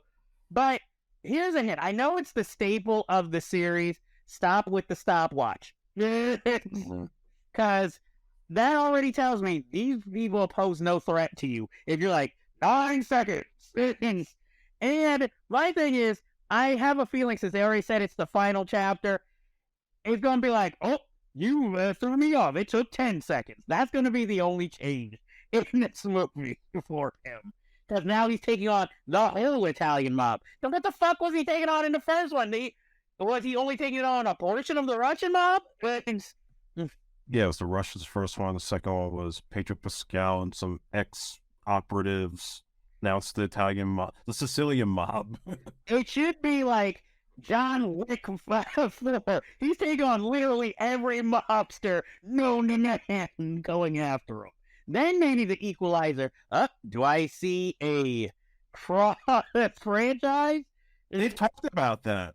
That would be interesting. It would finally wake Denzel Washington up as the Equalizer, you know. And then your only other big name is Dakota Fanning in a mystery role. Yeah, I think she's either going to be like some agent that's after him, or it's going to turn out she's related to Melissa Leo's character. Well, it would have been interesting if she was related to Chloe Moretz character from Bar 1. They look like they could be like sisters. Exactly. And then they found a dark woman in Italy to, I guess, sort of be his interest. That's what I'm thinking. Yeah. You know, they're like, well, we can't have him with a white woman, so let's get him a really dark Italian. You know. Denzel, you know, he's starting to look his age. Yeah. You know, he's still got that cut short. I'm wondering if that's the same look he's going to have in Gladiator 2. And, like I said, I will probably wait. I'm not going to go see this in theater. I haven't seen any of them before in theaters, and I'm probably not going to go see this one in theaters. I've always been entertained by the two Equalizer movies because also I was a fan of the original Edward Woodward show, so I'm definitely going to check it out. I just, you know, the way that they play it out and the fact that they're promoting it as the last one, I kind of hope he doesn't die, but I feel like that's where he might be headed, and you have to do it like in a badass fashion if that's what's going to happen. I say at the end, he has left everything to Queen Latifah, and then that's where the series starts. Yeah, that's going to be tough during promotions. Like, how do you address that? Or if somehow, hey, she cameoed in Barbershop 2, and then got her own spin-off, so have her cameo in this one. And then, so... This is like Roberta McCall, Robert McCall. How are they not related? I don't think so. But this could be the Equalizer's long-lost daughter that he never knew he had. True. Be interesting. I would hope for that cross-franchise, though. You know, I don't think it's going to happen. Okay. Next, we have Barbie, the movie coming out this summer. Which recently, they got to use, finally, Barbie Girl in the trailer. Where they couldn't use it before. It's a mixed bag for me. I was hoping this was going to be more of a satire, but this seems like they're really embracing, you know, maybe kind of a little absurdity. And so this is something I'll admit I will probably watch on streaming, but if it gets good reviews, I might be enticed to go see it in theaters. And yeah, I would only go see it if I was like on a date. I don't know if I would see it, but I would definitely not see it by myself. The premise, it is what it is. I do like the choice of Margot Robbie versus, I think before they wanted Amy Schumer, and then it was really going to be like a Barbie parody. You know, Greta Gerwig's directing this film, and she's a talented director. I'm still distracted by the fact that she was in that Arthur remake. What the fuck did that woman see in that script that said, I gotta play the Liza Minnelli part? Maybe she was like, look, if I'm gonna play in Hollywood crap, and at least I like, so for some odd reason, I like this script. Or maybe she knew nobody would really see it, so she could just be like, I did my mainstream movie, so don't ever bother me again about doing a mainstream romantic comedy. You want to know the biggest crime about that film? CeeLo Green's cover of the Christopher Cross theme song. See, I don't even know that much about it to know that CeeLo Green did a remake of the Christopher Cross song. He did, and it sucked. Well, it's just that alone would tell me this movie is doomed, because I'm just like, the Hollywood producer was like, if you get lost in New York City, should we pick a guy who plays the piano or plays an instrument? No, the guy who sung "Fuck You." Come on, to sing my romantic ballad. You know, the guy who ended up getting accused of sexual assault. Just saying, if you get lost in New York City, the best thing you can do is fall in love. Or have sex in a bathroom on drugs. You know, but yeah, next movie. We have the latest Wes Anderson movie, Asteroid City, that has who's who of stars in it. You've got Tom Hanks, Jason Schwartzman, Scarlett Johansson, Matt Dillon, who's not in the trailer though. You've got, and geez, so many people. I'm even trying to remember them all. Somewhere I think Willem Dafoe's in there. Yeah, there's a lot of people. Tilda Swinton, Edward Norton. I think, yeah, Edward Norton's in there. Yeah, there's a lot of people, and they all seem to be going into this small town to see some kind of science fiction fair and live meteorite. And they all get stuck there, and I guess some people fall in love. They all have their little side stories. I'm intrigued, and it's definitely, of course, Wes Anderson style. So I'll probably check it out. Maybe not opening weekend, but because I've seen like all of Wes Anderson's movies in theaters. But I am getting a little more used to his style, and it's not as magical as it is. It's always visually impressive, no matter what. But the stories don't feel, I don't know, they're not as heartwarming or identifiable anymore. Now they're starting to seem a lot more, as you like, the term you like to use, artsy farts. That means, you know. Plus, it looks like a typical Wes Anderson movie. I think the one thing that distracted me was, where's Bill Murray? Well, he was busy getting fired off another movie and didn't have enough time to come back to film his cameo. I feel like Tom Hanks has the role that Bill Murray would I normally have in the movie, and you know, but he made it. But he had enough free time, Bill Murray, to be in the longest beer run. So it's like the 80s again. Tom Hanks gets all the Bill Murray hand-me-downs. Yes, I'm sure that's how Tom Hanks after that. You're doing that Bill Murray now. I have 2 Oscars. Yeah, while Wes Anderson's at it, could he dust off Steve Guttenberg's career? No one can do that. Sorry, I'll do it. Yeah. He's like, I think Tom Hanks took it because he was like, yeah, I was just in A Man Called Otto. Like, Steve, come on the show. We'll talk about The Bedroom Window. I'll watch it. Finally, even though to be all Police Academy, you know, he's done more than that. Hey, one day I want to do. Don't tell her it's me. Yeah, that's another one. You know, that's really Medicine. That's on YouTube. You can watch for free. Okay, I mean, I remember from Veronica Mars playing a villain. It's like a pedophile. Yep, those are the Steve Guttenberg roles I want. You know, I'm like, fuck that Monday. I said, think of fucking Veronica Mars. Next movie, we have this movie. Somehow Kenneth Branagh got a studio to back another Hercule Poirot film, and this time it's called Haunting in Venice, where it seems like he's like, well, the last 2 were mysteries, and the second one didn't make that much money, so I've got it. Let's make this one a horror, or look like a horror, with Michelle Yeoh. You know, Tina Fey. Hey, I'm happy any type phase in something.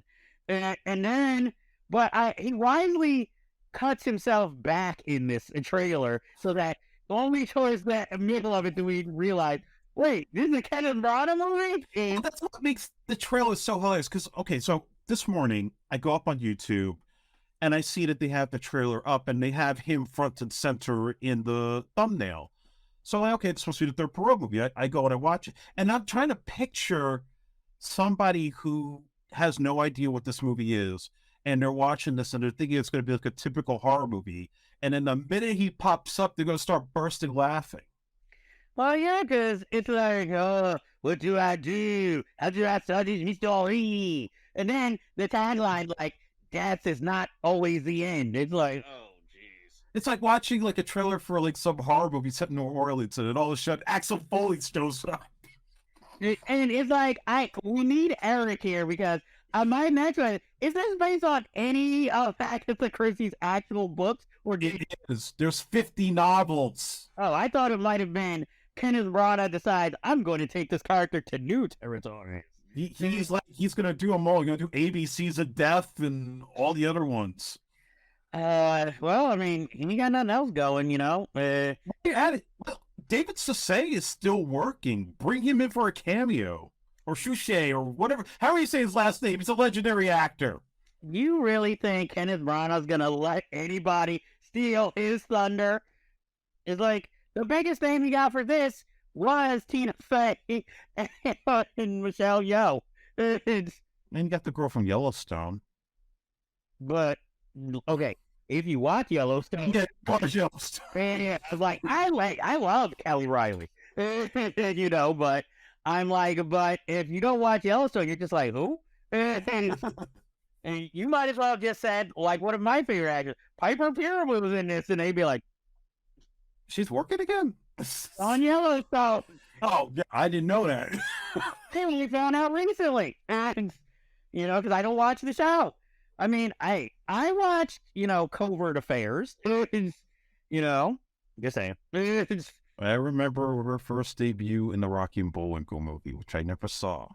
I remember her advertising her in that movie.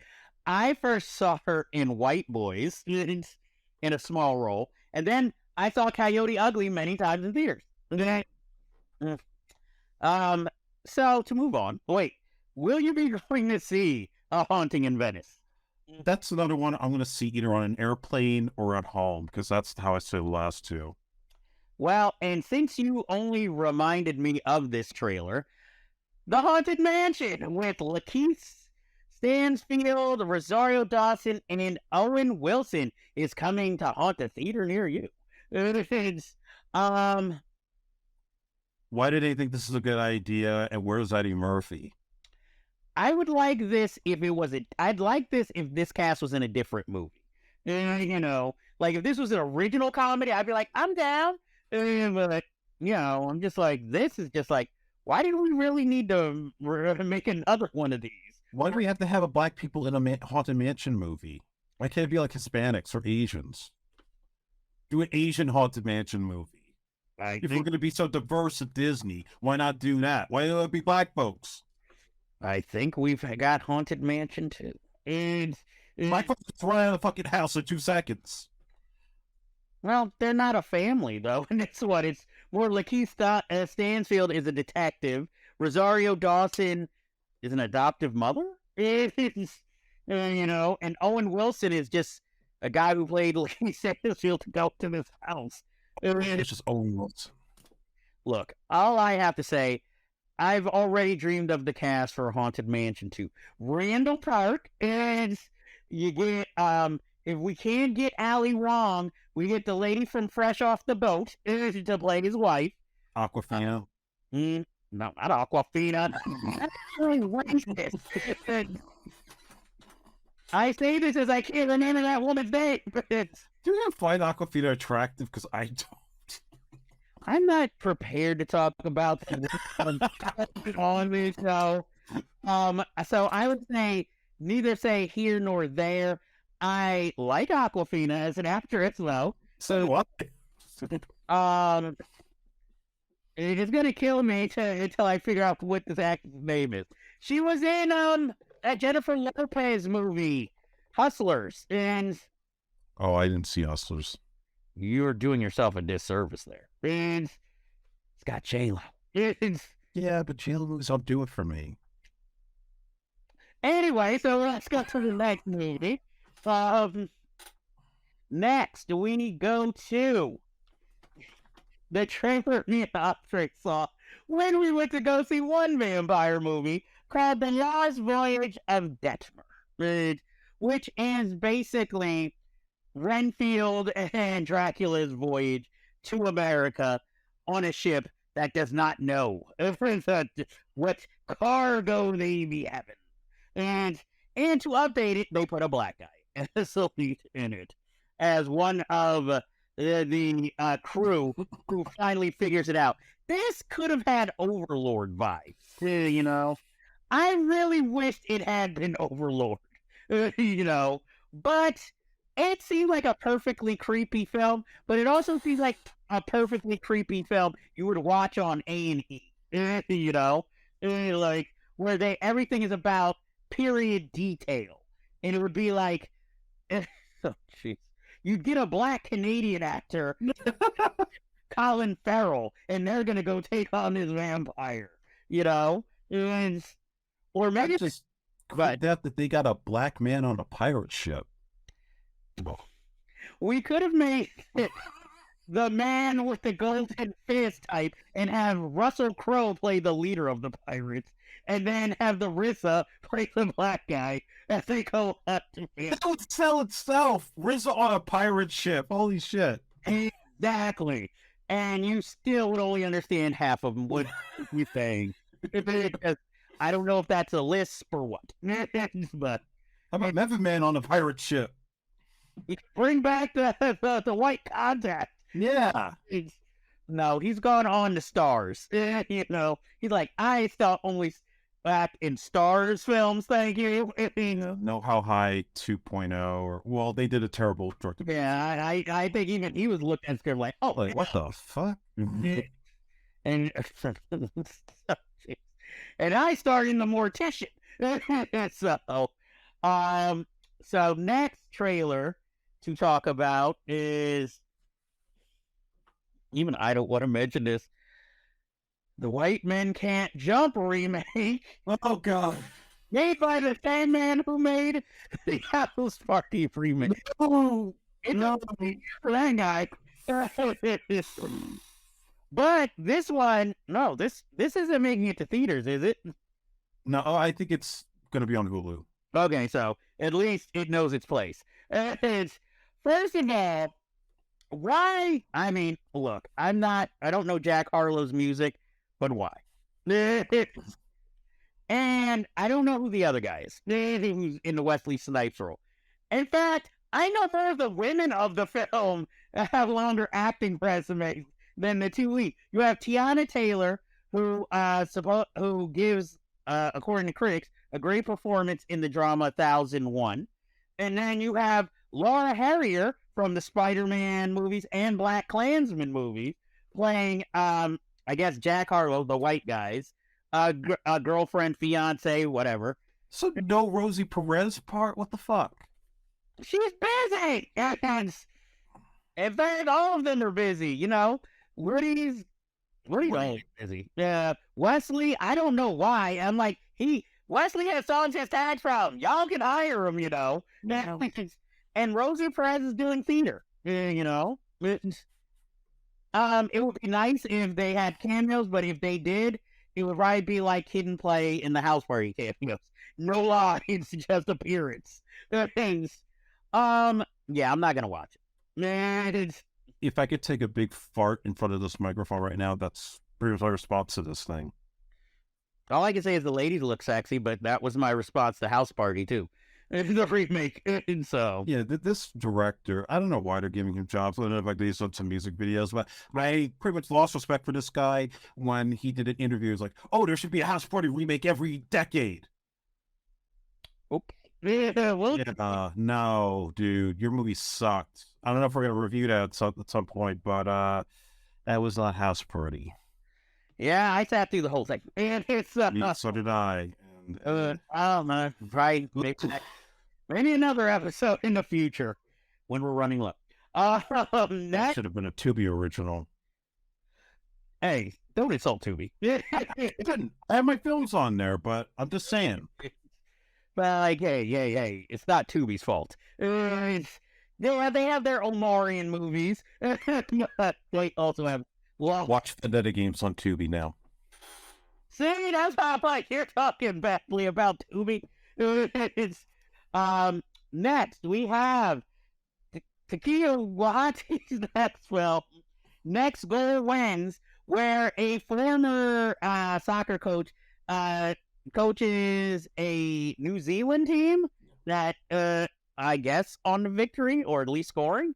I mean, it's the classic fish out of water tale with Michael Fassbender and dyed blonde hair. And it looks cute. It's something I'd watch on streaming. I don't know if I'd go see it in theaters. For some odd reason, it reminds me of that Matt Damon soccer movie Invictus, though. Oh. Just not on a grand scale, and Clint Eastwood is nowhere to be found, nor Morgan Freeman. You know, It's got comedy in it. no, it's Takia Waititi. You know, hey, you know what would be really funny? Let me make a Nazi comedy. It's where you feel sorry for one of the generals. In fact, he got an Oscar nomination for it. So I don't think there's any subject he could touch and not be like, you know what this needs? Comedy. Well, he was smart about one thing. He replaced Armie Hammer with Will Arnett. Was this before or after the controversy? This was after the controversy came out. Well, yeah, like he was gonna be like, no, you stay. We won't have any cannibal jokes in here. Don't worry. So I'm just like, Armie Hammer. I know. Yeah, you know what? I say Jennifer Lopez should have kept him at the lead Shotgun Wedding. Maybe the controversy would get people talking about that movie. And, you know, I like Josh Duhamel, but he ain't doing it. But anyway. DoorDash Fiends guy now. Yeah, he plays good middle-aged and father types. Will you be seeing Next Goal Wins in theaters? I'm going to wait for it on streaming. I think it would help if Scarlett Johansson played his hot love interest in this movie. Oh, you don't like Elizabeth Moss, the Scientologist? I like her as an actress. Her personal beliefs. We won't get into that. Hey, I liked Invisible Woman. That's Invisible. Man. I keep thinking it's Invisible Woman since she started. I thought they were going to do a sequel. I think all of us did. Still waiting. But again, well, I'll get more into that with one of our deep dives. But anyway, next, because trust me, I'm saving the best for last. We have Class of '99, which is a television series, but it's got the powerhouse of my man Brian Tyree Henry, one of the best actors out there working, and the return of Katie Mara, who, lost a lot of weight. Scary amount of weight. But you know what? Something about this series is interesting me. I don't know why. It's very cinematic. I will admit I'm probably watching it for Brian Tyree Henry most of all, but even the music and the scenes are exciting. And plus, just like a cut of Katie Mara towards the end, and it looks like she's missing an eye, I'm like, okay, I gotta hear that story. And yeah, this looks like I guess a government version of True Detective, the same kind of like, I guess, jump in time to time. And I guess this is going to be like them fresh out of the academy when everybody's optimistic, and then they go through shit in the future. That's the impression that I get. And yeah, I'll probably check it out. Well, some people have said it looks like Quantico, the series. It's got a Quantico vibe. I'm interested, but I'm wondering if Jason Gedrick and anybody from Fox is going to sue for their original series about college, Class of '99.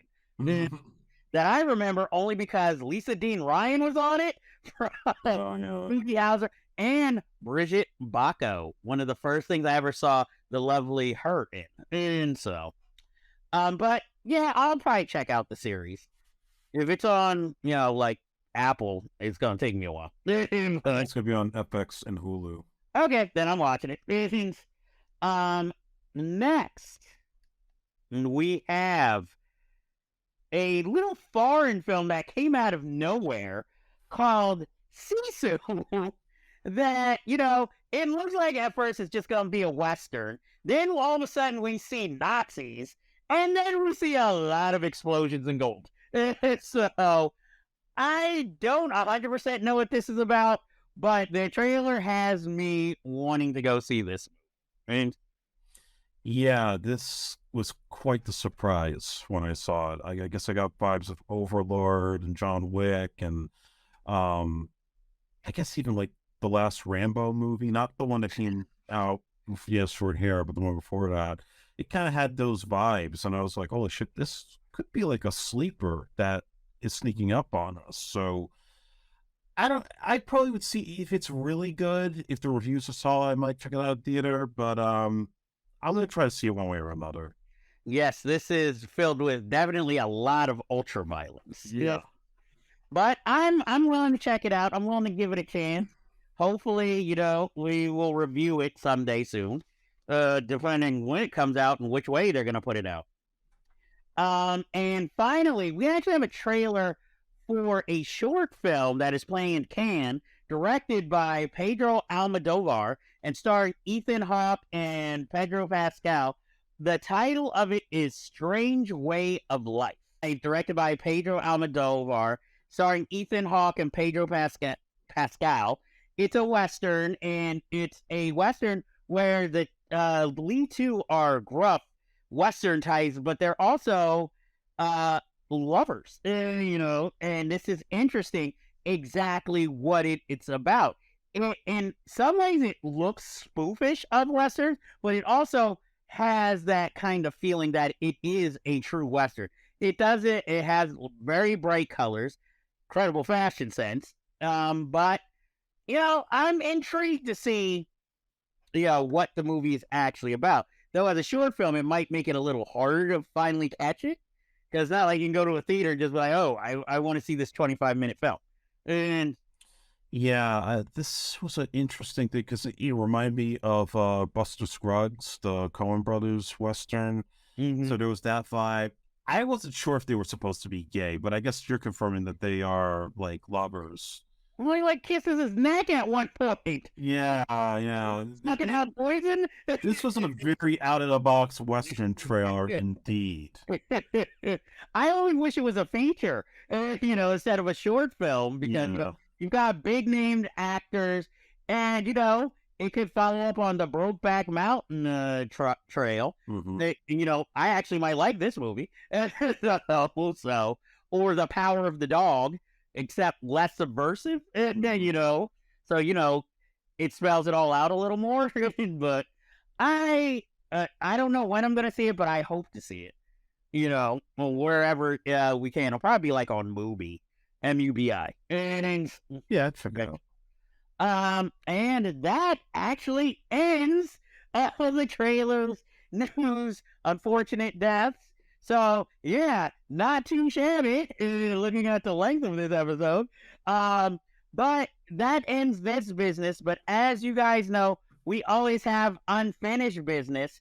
But I have to ask all of you out there, have you seen Superbad? If not, why not? Because it's fucking awesome. And Have you seen the new Super Mario Brothers movie? If not, why not? Because it is fucking awesome. that is the end of this week. So